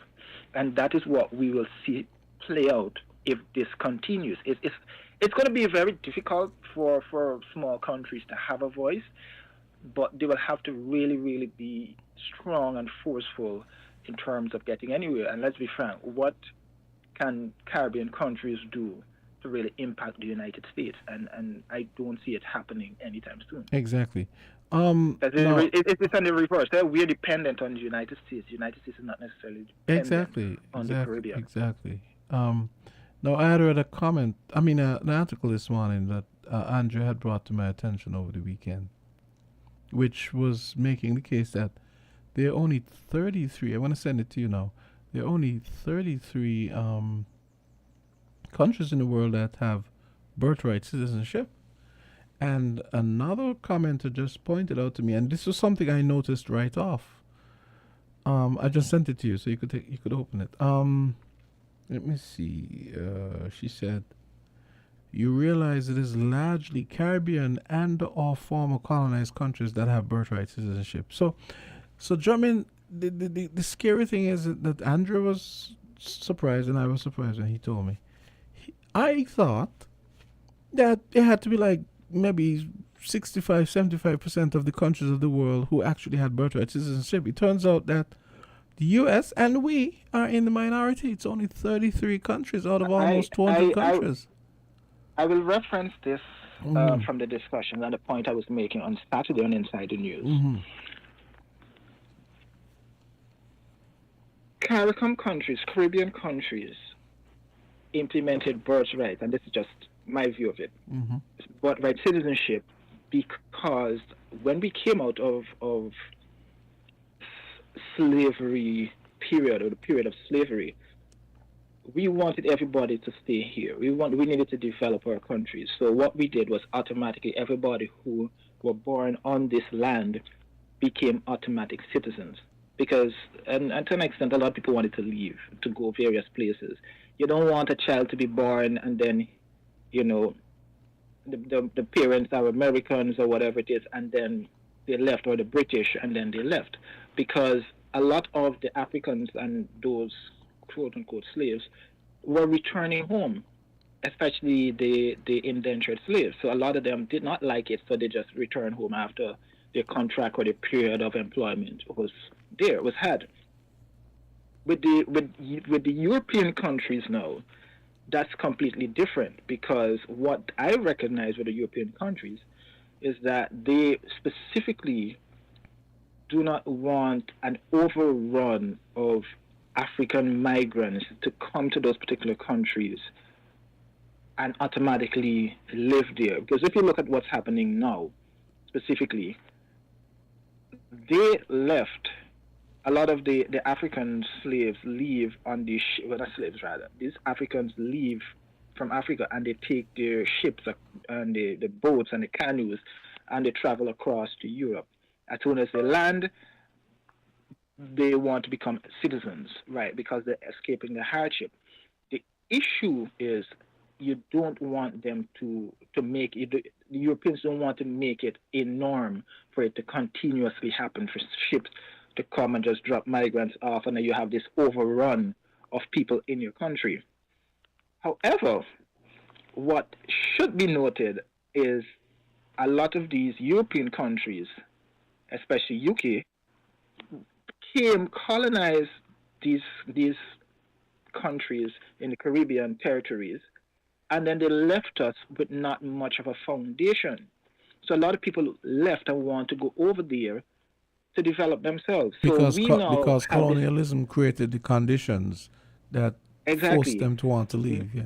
What is surprising, right, is the UK's position, which is, for me, the most draconian position, because a lot of people left the Caribbean during the Windrush generation, and a lot of them right now are still not citizens of the United Kingdom. And a lot of them are still facing the potential threat of deportation. So I said all that to say this, Jamster. It is a colonial issue that a lot of these countries, and if you look, as you said, majority of the countries that have birthright citizenship are countries that came out of colonial, that colonial period. Even the United States had that, and that law was put in place to protect the slaves, right? So, and it just came through the years that this is what it is. So now the United States is seeking to rewrite that birthright citizenship clause, or the administration is seeking to do that under Project 2025. Okay, Andre. I'm saying Andre. Jump in. Let me. We can take a quick break and we come back. All right. WINN is 98.9. 98.9 is Win FM. Supermarket shoppers understand that convenience matters. At Hortsport's Value Mart IGA, we know that price matters most. Ample parking and the widest variety matter. At Hortsport's Value Mart IGA, we know that price matters most. Clean, spacious aisles and the highest level of customer service all matter. At Hortsport's Value Mart IGA, price matters most. We've renewed our commitment to guarantee the lowest prices in the Federation. Why? Because we understand that in this tough economic environment, price matters most. Shop smart. Shop Value Mart, where price matters most. Farms Estate Nevis and Wellington Road, St. Kitts. Price matters most. Hortsport's Value Mart IGA is helping you spend less and save more. How, you ask? Essential Everyday and Equiline. Spend less on our Essential Everyday products and get the best quality, the best taste, and the best value. Spend less for all your family health and beauty needs with the Equiline brand of over-the-counter products. Hortsport's Value Mart IGA is helping you spend less. With our Essential Everyday products and Equiline over-the-counter health and beauty care products. Shop smart and spend less at Value Mart, where price matters most.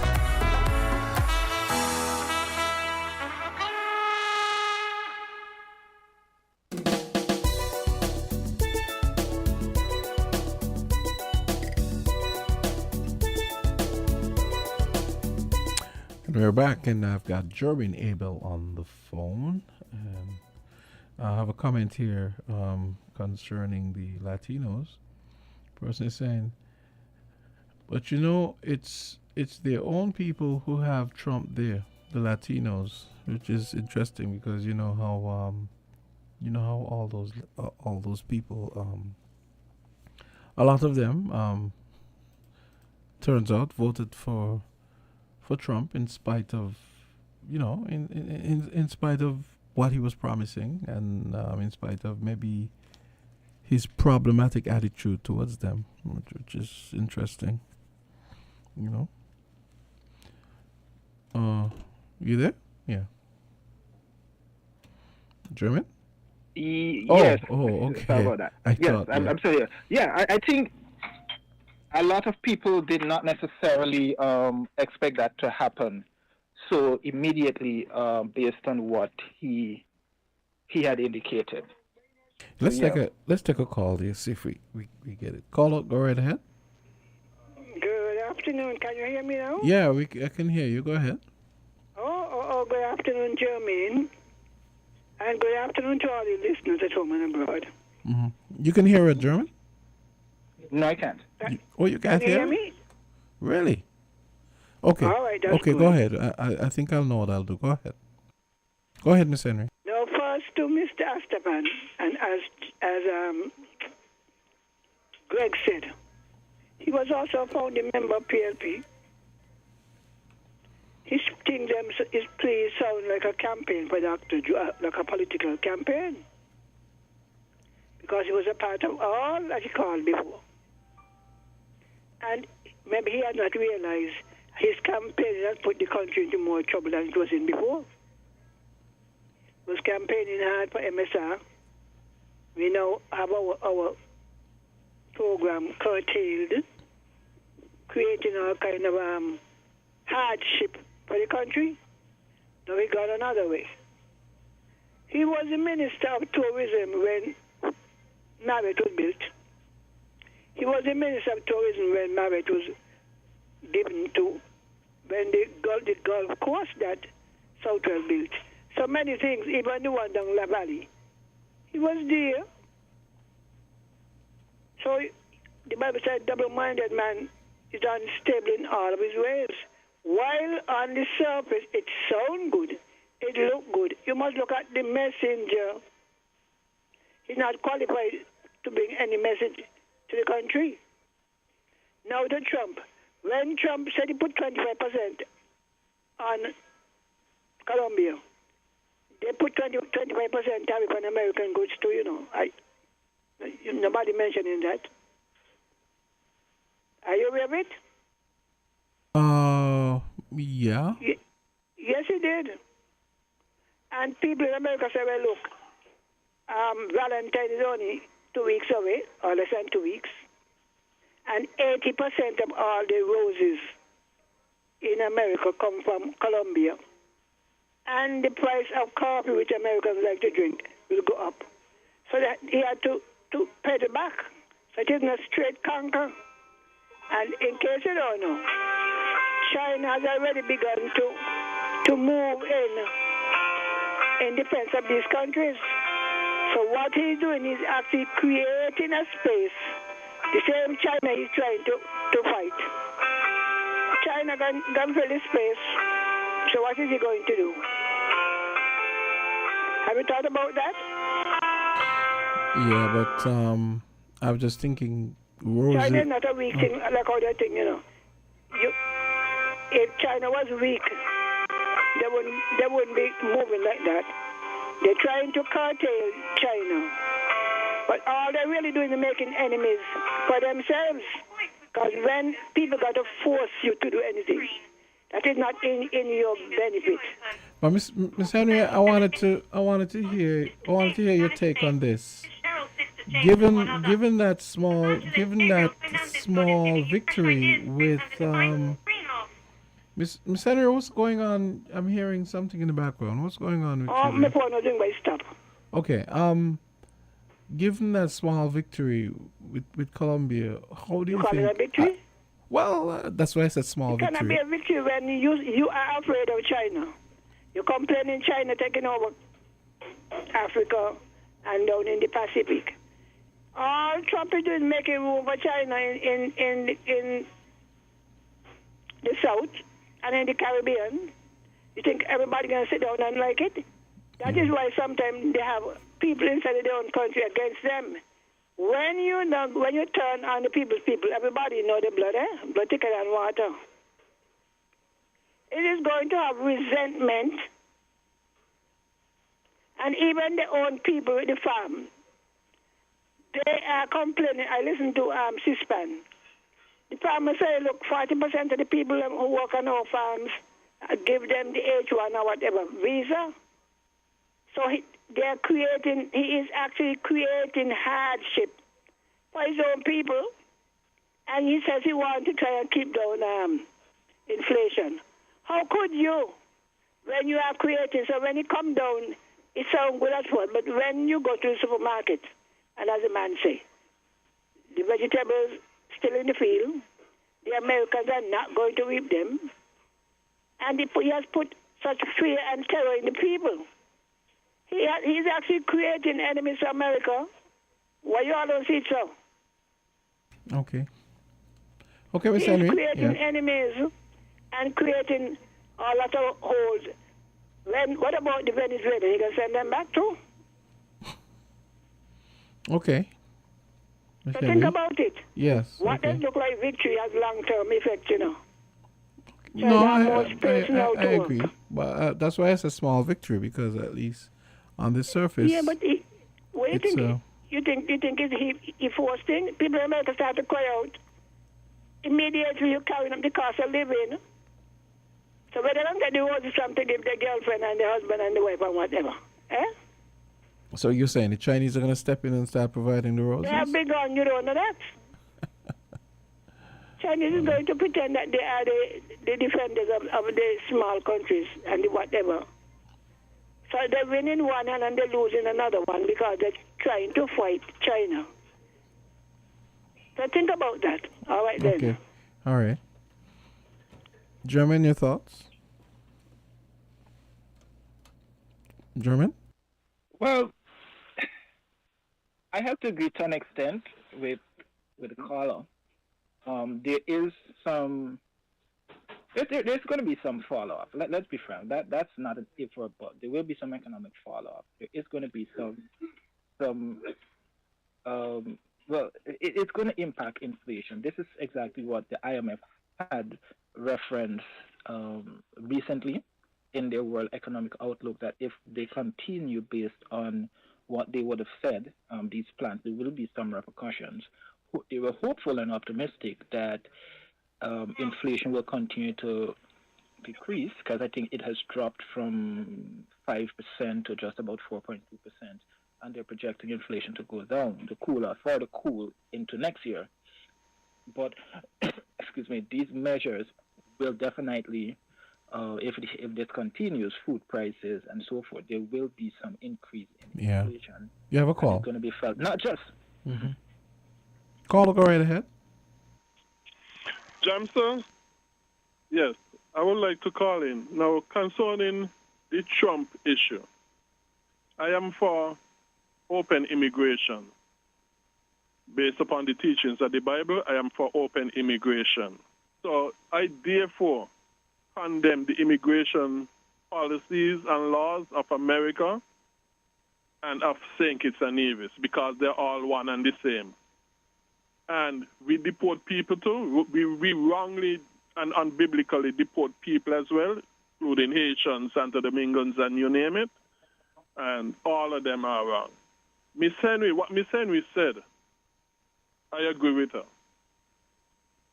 Because Trump, by pushing these anti-biblical immigration laws, as we do as well, is counterproductive, really and truly. And by the way, people who support our government doing what Trump is doing cannot, with a straight face, condemn Trump. You have to resort to massive hypocrisy in condemning Trump, but supporting it when our government do the very same thing. China is a bigger manufacturer and producer of stuff than America. In other words, let me put it this way. America import more stuff from China than what China import from America. So, and like Ms. Henry correctly said, when Trump do these things, he only leaving a gap for China to fill and will gladly fill to America disadvantage and peril. So yeah, Miss Henry is correct with that. I agree with her with that. And like I said, we cannot support the same thing when our government do it without massively resorting to great hypocrisy when Trump do the same thing, and we condemn him. I believe in open immigration based on the Bible. So Greg, Cleo asks, so what? People should just be allowed to enter into the country illegally? Yes. And let me say this something. I am not a fan of Roland Martin, okay? You know Roland Martin, right? Yes. I'm not a fan of Roland Martin, but I agree with Roland Martin with something that he said. He said, okay, and it makes a lot of sense to me. He said, a lot of these so-called illegal immigrants have turned ghost cities into America, into thriving cities and villages and that sort of stuff. Places that were ghost villages and ghost towns and that sort of stuff have now become thriving cities, thriving towns and villages and that sort of stuff because of the so-called illegal immigrants going there and living in those ghost towns, ghost villages and that sort of stuff. And that has been a big positive for America economically. And I agree with Roland Martin. Even though I'm not a fan of his, I agree with him with that as well.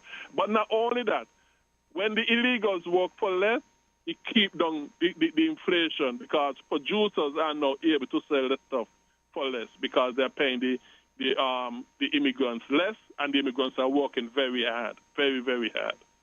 So, and there are a lot of other issues which I don't really have the time to go into, but I just said those things for now. Thank you. Okay. I just wanted to add quickly, James. As he talked about, as he basically give his position on why he supports it. See, there's a broader problem to why a lot of people are dissuading it. So, Mr. Abel crosses in to St. Do you know Mr. Abel? He did not present himself at the border. You know who he is. That is the problem. That has long been the critical issue. We do not know who these people are. Right? You can bring in a pedophile, you can bring in a rapist, you can bring in a terrorist, you can bring in whomever it is. We're not aware of who these people are. And that here is the bottom line issue. So whether or not they play politics with it or not, it is the lack thereof of knowing who these people are, which is what is creating the whole hysteria behind this decision to take that particular point. Because when you talk about, and you keep hearing it in the news, and they recently passed legislation, they recently agreed on a particular piece of legislation, which highlighted somebody who was killed or something like that because of that decision, that person who came in illegally. That is what they've been pushing to get rid of. That has been the biggest concern because of we don't know who these people are. Is why they've taken such a strong stance. So it is basically get it done, and we don't care who or what the fall off is regarding that particular issue is what they've been focusing on. Okay. Oh boy, this is. I am really curious as to how this is going to turn out for other countries. I mean, 80 billion, like I said, in the larger scheme of U.S. trade, might not be a lot of money, but trust me, that's still a lot of money. So it's going to be interesting to see how other countries deal with this situation with Trump and deportees and all that. This is crazy. Let's take another call here, see what this caller has to say. We have 6 minutes until news time. Caller, go right ahead. Yeah, Trevor, it is true that you don't know who the people are coming in, but you should have really and truly biblical laws and punishment that are very tough, that when they do the stupidness, who to get hanged, who to get whatever tough punishment, get that tough punishment for the crime that they do. You see, a lot of the reason why crimes is so high, it's because of the soft punishment. But if you had harsh punishment, as the Bible says you should have, a lot of people who resort to criminal activities will think many times before they go into a country with such punishments. Because you will get hung if you murder people, rape people, that sort of stuff. So the issue is not the open immigration part. The issue is the punishment. And not only that, a lot of these welfare thing and that sort of stuff really and truly should be done away with, so that when people come into your country, they know that they cannot drain your economy, but they have to work by the sweat of the brow if they want to eat, and not leech on the government. Okay, thank you.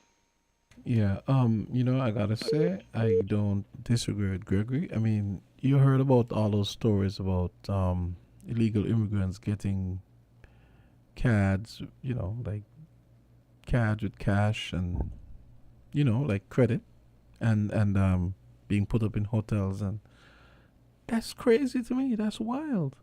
And I think here again, you're seeing, I feel this is another reason that contributed to Trump's victory. Because this is madness to me. How could you take up government money to fund illegals, accommodation, transportation, food, clothing? That's insane to me. You may not agree with me, but caller, go right ahead. Good morning. Would the caller please educate me as to the biblical reference that gives rights to open migration? Could he quote me the chapter and verses in the Bible which point for this policy to apply? Thank you very much. Okay, so Gregory, if you're listening, someone would like to know what I've asked him for verses that address his philosophy on these issues, and well, sometimes he gives me the verses, and sometimes I'm not really sure the verses line up with what he believes or what he's professing. So hopefully he'll call us and give us the verse that says, yeah, okay. German, go ahead. Well, yeah, I know we're out of time, but generally speaking, it is always good to hear, different perspectives and views on topics like these. And, Gregory always brings the religious perspective, which is oftentimes the one that is overlooked. But generally speaking, though, we're in interesting times, and like I've said before, two things will happen. One, food prices will likely go up, as you will hear in the news in a bit, as well as the travel restrictions. Let's be frank, a lot of citizens, both from St. Kitts and Nevis and the rest of the Caribbean region, have been, they travel, they often overstay their time and so forth. And these are the people that Donald Trump have been raising concerns about for time and time again. Illegal migrants, those who overstay their time, those who cross the borders illegally, and these are the ones that are of interest to him and part of the mass deportation process. Okay, let me read these two comments before I go. Donald Trump's desire to end birthright citizenship has nothing to do with being a minority of countries that have such provisions. It's a simple thing about limiting new migrants. The USA is one of fewer than 5 countries in the world that tax its citizens based on citizenship rather than residence. Will he change that? No. And from Cleo, she says, this, meaning Gregory, this dude is something else. He wants you to let them come into your country illegally, but when they do something wrong, put them in the square, stone them to death, or hang them. Imagine that. Interesting. Okay, it's 12 o'clock. Jermaine, thanks for chipping in and helping out here on Voices. We're going to head to the headline news now, and hope you have a great day. Jermaine? Right. Yeah. Have a nice lunch. You too, man. Okay. All right. You interrupted my lunch, Jamster. Well, it's only 11 o'clock there, so don't try that. Okay. All right. Here we go. We're different. We're 98.9. 98.9. Win FM.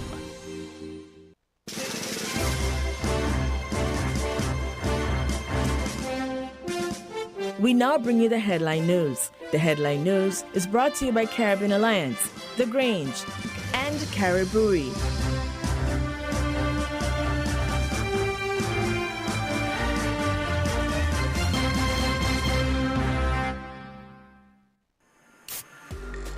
With over a century of perfection behind the Mackeson name, a smooth blend with perfect balance and richness. It's no wonder Mackeson Triple Stout has a legacy of perfection. Enjoy the world over. Introducing our new look with the same great taste. Mackeson. All hail the king. Please drink responsibly. Did you know that the Grange Healthcare Facility is the first purpose-built, non-governmental healthcare organization on St. Kitts? It's situated at Otley's, 7 miles east of Basseterre in beautifully landscaped surroundings. The Grange has a team of highly trained professionals and provides care that's rated as being comparable with UK and North American standards. The Grange offers varied accommodations to suit your individual needs, and our all-inclusive packages make the cost of care per hour the most competitive on the island. Services include convalescent care for all ages, daycare facilities for older adults, rehabilitation services, and training and continuing education for healthcare providers. For more information, call 466-5525 or 465-8020. Fax 466-8221 or email thegrangehealth@gmail.com or visit our website at www.grangehealthcarefacility.com.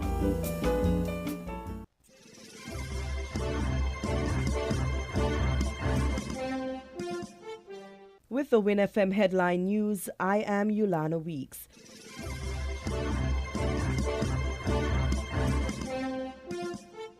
With Donald Trump now leading the United States, many of his policy decisions have sparked controversy and created ripple effects across the globe. One of these policies has drawn significant attention across the Caribbean region: the imposition of tariffs on goods imported into the United States from China, Canada, and Mexico, effective February 1. Recently, the United States President signed a series of executive orders mandating a 10% tariff on Chinese imports and a 25% tariff on imports from Mexico and Canada. The European Union has not been spared from similar measures. We're talking about a tariff of 10% on China based on the fact that they're sending fentanyl to Mexico and Canada. The European Union is very, very bad to us. They treat us very, very badly. They don't take our cars. They don't take our cars at all. They don't take our farm products, essentially. Schneidman Warner, an accountant, discussed the potential implications of these tariffs for residents of St. Kitts and Nevis and the wider Caribbean region. That we are likely to have an increase in the cost of living in St. Kitts and Nevis. After all, a vast quantity of the goods that we come out of the United States, whether directly or indirectly. And so that is likely to have that effect. The inflation rate in St. Kitts is not primarily Kittitian generated. It's imported inflation in the form of the price of goods that come to this country. St. Kitts and Nevis, like much of the Caribbean, relies heavily on imported foods and commodities from the United States. In an effort to reduce this dependency, regional leaders have launched the 25 by 2025 initiative, aiming to cut food imports by 25% by the end of the year.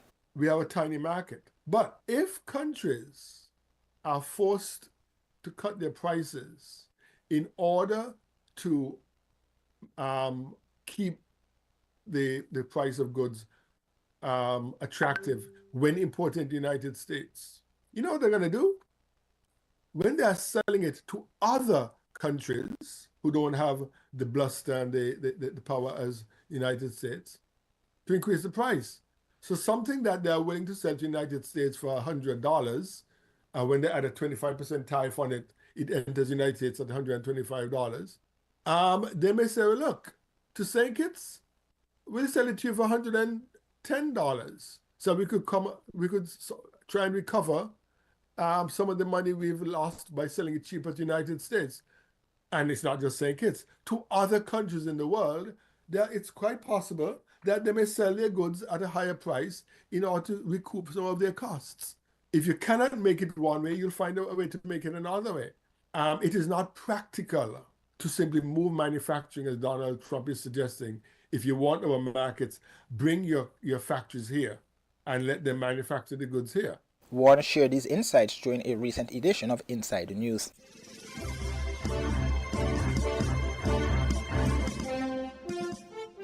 The St. Kitts Electricity Company Limited, SCELEC, announced the start of the Bastion North Extension Feeder Upgrade Project.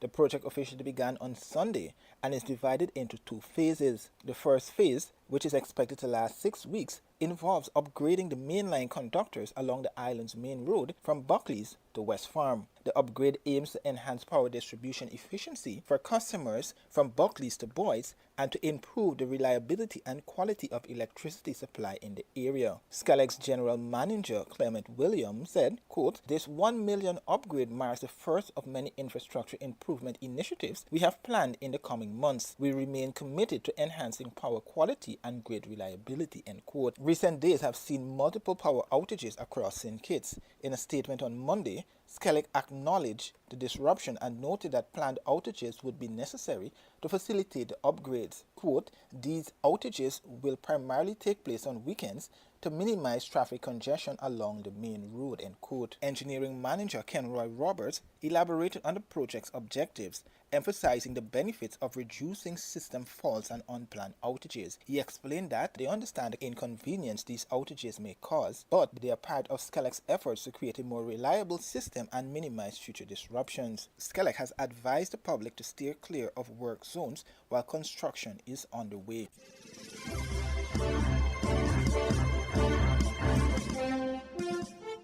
Regionally, Health Ministry has been keeping an eye on pharmacies which have been breaching the Food and Drugs Act as it relates to the sale of unregistered products. The Ministry of Health has made 84 referrals of breaches, and this would be for 84 pharmacies in breach of various provisions and contraventions, including the sale of unregistered products under the Food and Drugs Act. And these are referred to whom?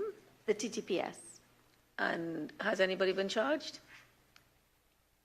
Not to my knowledge. But the Pharmacy Board counters at the Parliamentary Committee meeting today. There should also be clamping down on the sale of the weight loss drug Ozempic, which scientists have been recently linking to severe side effects. A drug like Ozempic is making waves around the world. We see about its abuse where certain side effects are prominent and affecting public health at that level.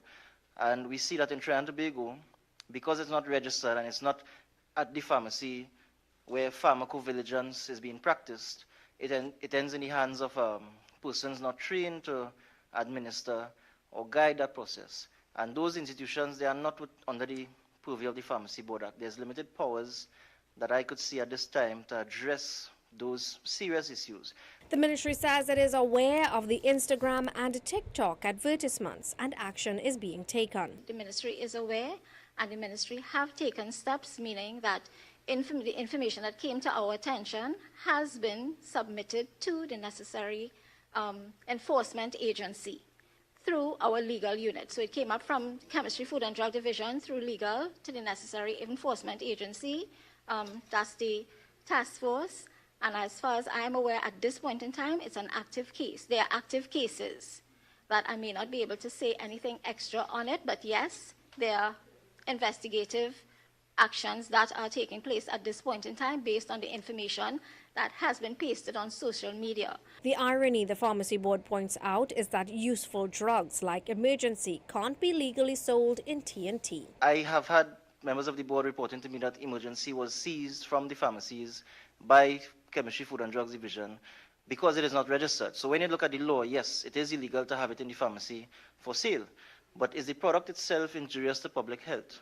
During COVID, it was quite useful in fulfilling that demand for vitamin C's and other immune products. But the whole point is emergency is widely available in other regions, for example, the United States of America. President of the board, Ricardo Mohammed, says attention instead needs to be paid to what is sold by shops, mini-marts and groceries under the OTC license. A mini-mart or a shopkeeper may not have an air-conditioned establishment required to store drugs under 30 degrees Celsius, which is a requirement by most pharmaceuticals.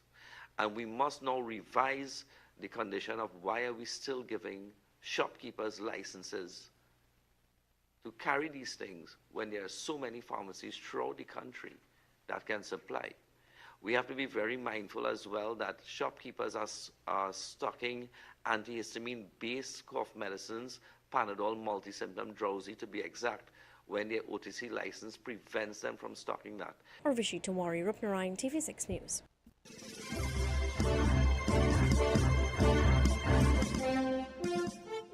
Lectures are staples on the calendar of activities for the Nobel Laureate Festival. The Zafar Lewis Memorial Lecture was hosted on Thursday at the Finance Administrative Complex. Cletus Springer, chair of the Board of Governors of the Zafar Lewis Community College, reflected on attaining happiness as a concept to human development.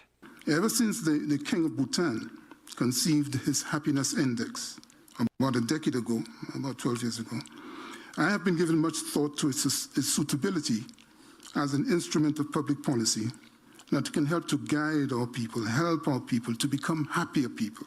It's an elusive concept, I admit, but I feel that the key features included in his index, such as psychological well-being, sense of community, social support, trust in government, perceptions of corruption and competency, and so on, are worth exploring. Is there a role, I ask, for spiritual well-being in promoting emotional balance? To quote the biblical question, what doth it profit a man or woman if they should gain the whole world and suffer the loss of their own souls? The St. Lucian Development economist and keynote speaker at this year's 2025 Zafar Lewis Memorial Lecture, Dr. Clarence Henry, recommended solutions to stimulate economic growth and development for small island developing states, SIDS, like St. Lucia. He argued that economic prosperity can be correlated with human happiness. The quest for human happiness is really an ancient phenomenon. And surely there has been a plethora of perspectives on this matter with respect to what a prosperous and hence a happy society may look like. And no doubt, the discussion on what leads to economic prosperity and happiness is also multifaceted. And nonetheless, in this lecture, it is assumed here that happiness is achieved within the context of stable economic and political environments among developed and developing economies alike. So I started this lecture this evening intentionally with the notion of happiness, because at its core,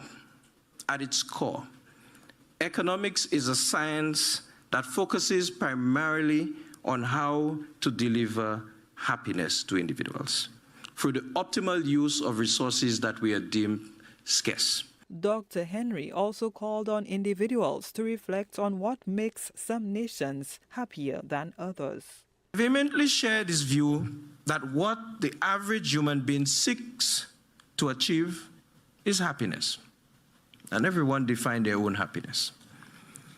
We work towards generating income that we will use to immediately consume goods and services. Dr. Clarence Henry's current portfolio at the OECS Commission focuses on the advancement of initiatives to strengthen the free movement of persons within the Eastern Caribbean Economic Union. Gina Filippi, HDS News Force.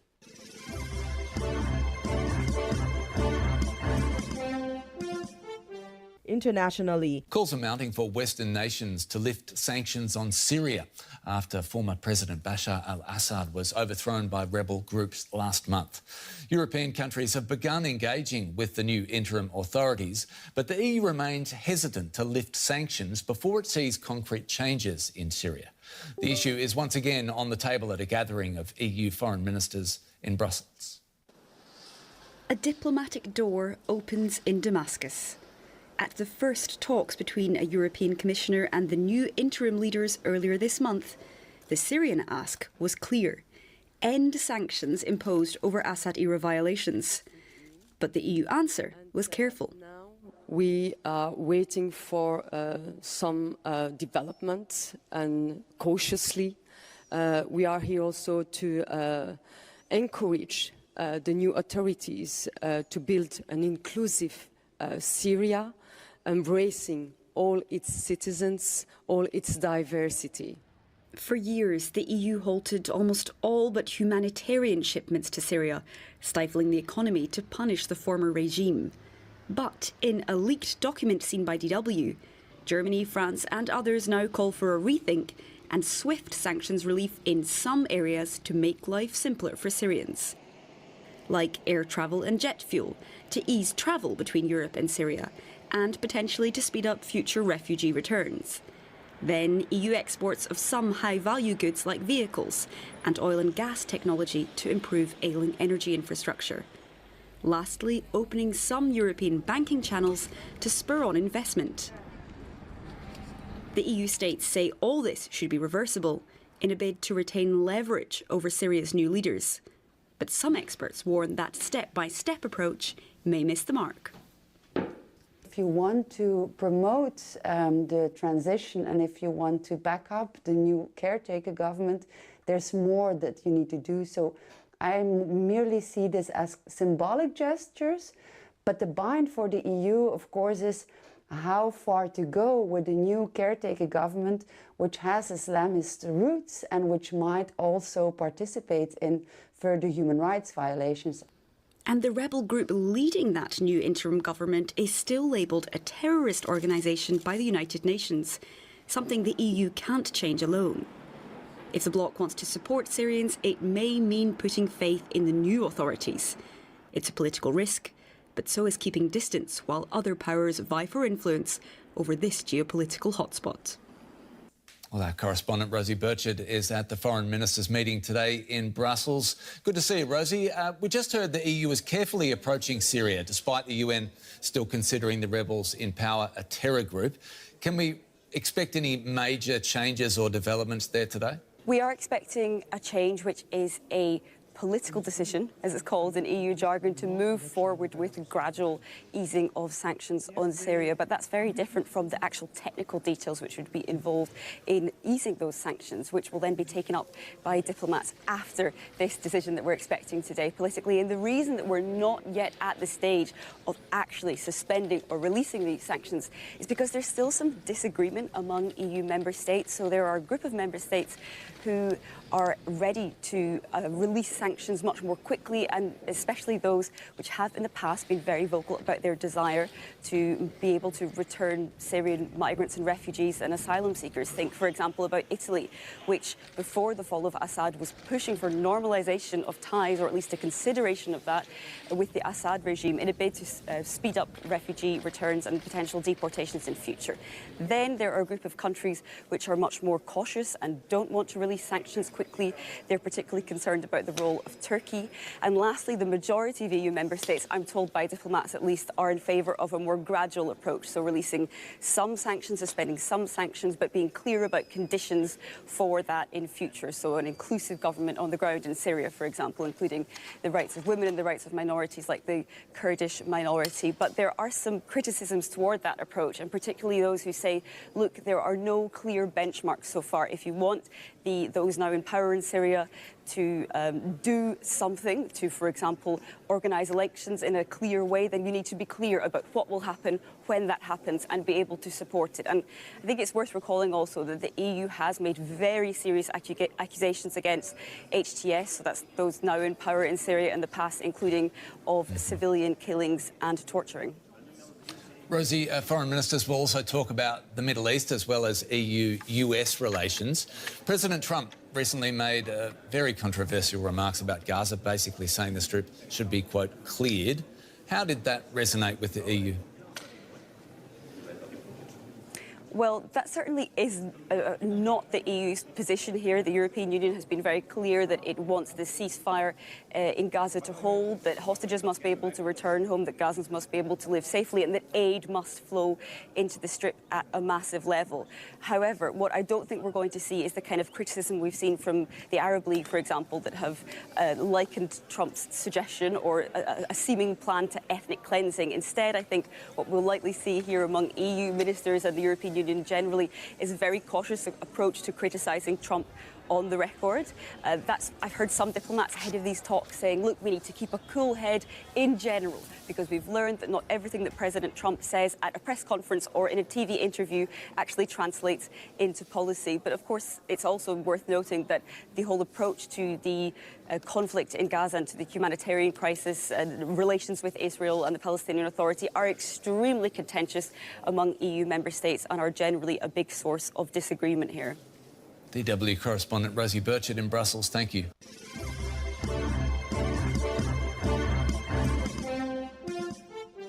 We begin in the Middle East, where thousands of displaced Palestinians are returning to northern Gaza.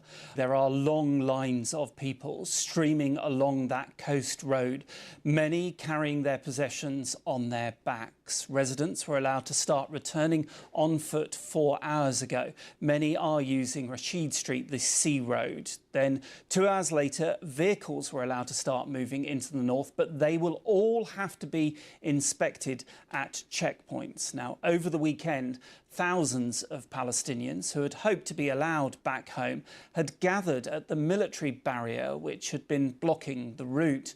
The Israeli authorities had made the return of the tens of thousands of Palestinians to the north conditional on the release of an Israeli civilian hostage. Arbel Yehud, she wasn't freed on Saturday when 4 women soldiers were. Hamas says it will now release her and 2 other hostages on Thursday, followed by 3 more on Saturday. In other developments, Egypt has rejected any attempt to relocate Palestinians from Gaza after US President Donald Trump said he'd like to see more than 1 million of Gaza's residents taken in by other Arab nations. He told reporters that the Strip was, and I quote, literally a demolition site, and suggested it be cleaned out. Well, let's go live to our correspondent John Donnison, who joins me from Jerusalem. John, we are seeing these extraordinary live pictures of those thousands of people heading back to the north, I suppose, to see what is left of their homes. Yeah, and we're not talking about thousands of people, we're talking about tens of thousands, if not hundreds of thousands of people on the move. It's estimated there are some more than 500,000 Palestinians in southern Gaza who have been displaced from the north and are going to try and go home. But you're right to suggest that many of them won't have a home to go to. The United Nations says some 60% of all buildings in the Gaza Strip have been destroyed or damaged. Nevertheless, people want to get back to the rubble of their homes and make some attempt to rebuild. John, yeah, I'm seeing also on one of the feeds of pictures queues of cars waiting. Just explain the difference between those who are allowed on foot and if they do have a vehicle. Yeah, so from 7 o'clock local time this morning, Palestinians were allowed to start moving on foot. So they all started going up the coastal road, which runs all the way along the coast through Gaza. And it's quite a long walk, actually. I mean, certainly they're going to the very far north of Gaza. You're going to be talking more than 10 kilometres. They were going on foot, carrying whatever they could, the sick, the young. 2 hours later, they opened the main Salah al-Din road, which goes right up the middle of the Gaza Strip. That was open to cars, trucks, any sort of vehicle, but all those vehicles have to be inspected by the Israeli military. And my experience of Israeli checkpoints, I mean, that could be a very, very long wait for people. And John, just explain why there was the hold-up, because we had expected this to happen at the weekend. Yes, under the original ceasefire plan, it was meant to happen at the weekend, but then we had some wrangling over which hostages should have been released on Saturday. So the Israelis had said that they wanted a civilian hostage, a woman who's now 29, she was 28 when she was captured, Arbel Yehud, and she has now been put on the list of those who are going to be freed later in the week, because at the weekend we only had those 4 Israeli soldiers coming out. So she's going to come out on Thursday now with 2 other Israeli hostages, and then on Saturday 3 further hostages will be released in exchange for scores of Palestinian prisoners. And on the ceasefire deal, we are in phase 1. How many people in this first phase are we expected to be released? And indeed, how many of those Palestinian prisoners that are held in Israeli jails will be released in return? Well, on the Israeli side, it's 33 Israeli hostages in total in the first 6-week phase. 7 have already come out so far, so that's 26 more over the next 5 weeks.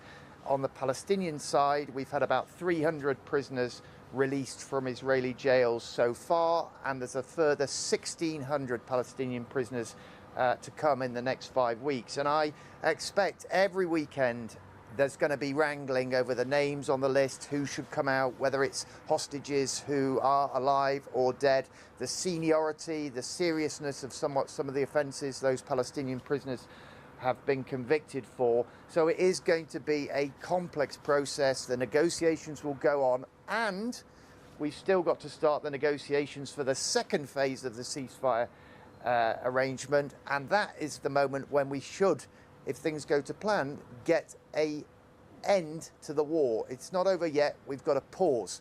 The second phase of the negotiations could be much more complex.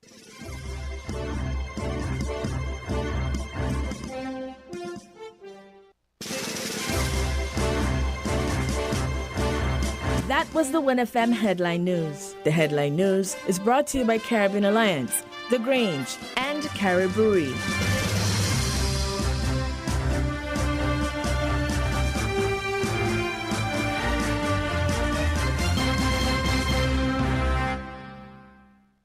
Did you know that the Grange Healthcare Facility is the first purpose-built, non-governmental healthcare organization on St. Kitts? It's situated at Otley's, 7 miles east of Basseterre in beautifully landscaped surroundings. The Grange has a team of highly trained professionals and provides care that's rated as being comparable with UK and North American standards. The Grange offers varied accommodations to suit your individual needs, and our all-inclusive packages make the cost of care per hour the most competitive on the island. Services include convalescent care for all ages, daycare facilities for older adults, rehabilitation services, and training and continuing education for healthcare providers. For more information, call 466-5525 or 465-8020. Fax 466-8221 or email thegrangehealth@gmail.com or visit our website at www.grangehealthcarefacility.com. Maybe it's the way the brilliant gold liquid reflects our sunshine, or how the bright blue of its label mirrors the clear Caribbean skies overhead. Maybe it's the fresh, crisp taste of this beastly cold beer on a scorching hot day. Maybe it's even the way it brings us all together.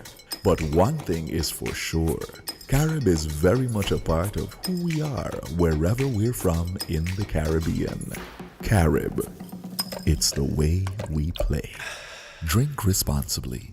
WINN is 98.9. 98.9 is WIN FM.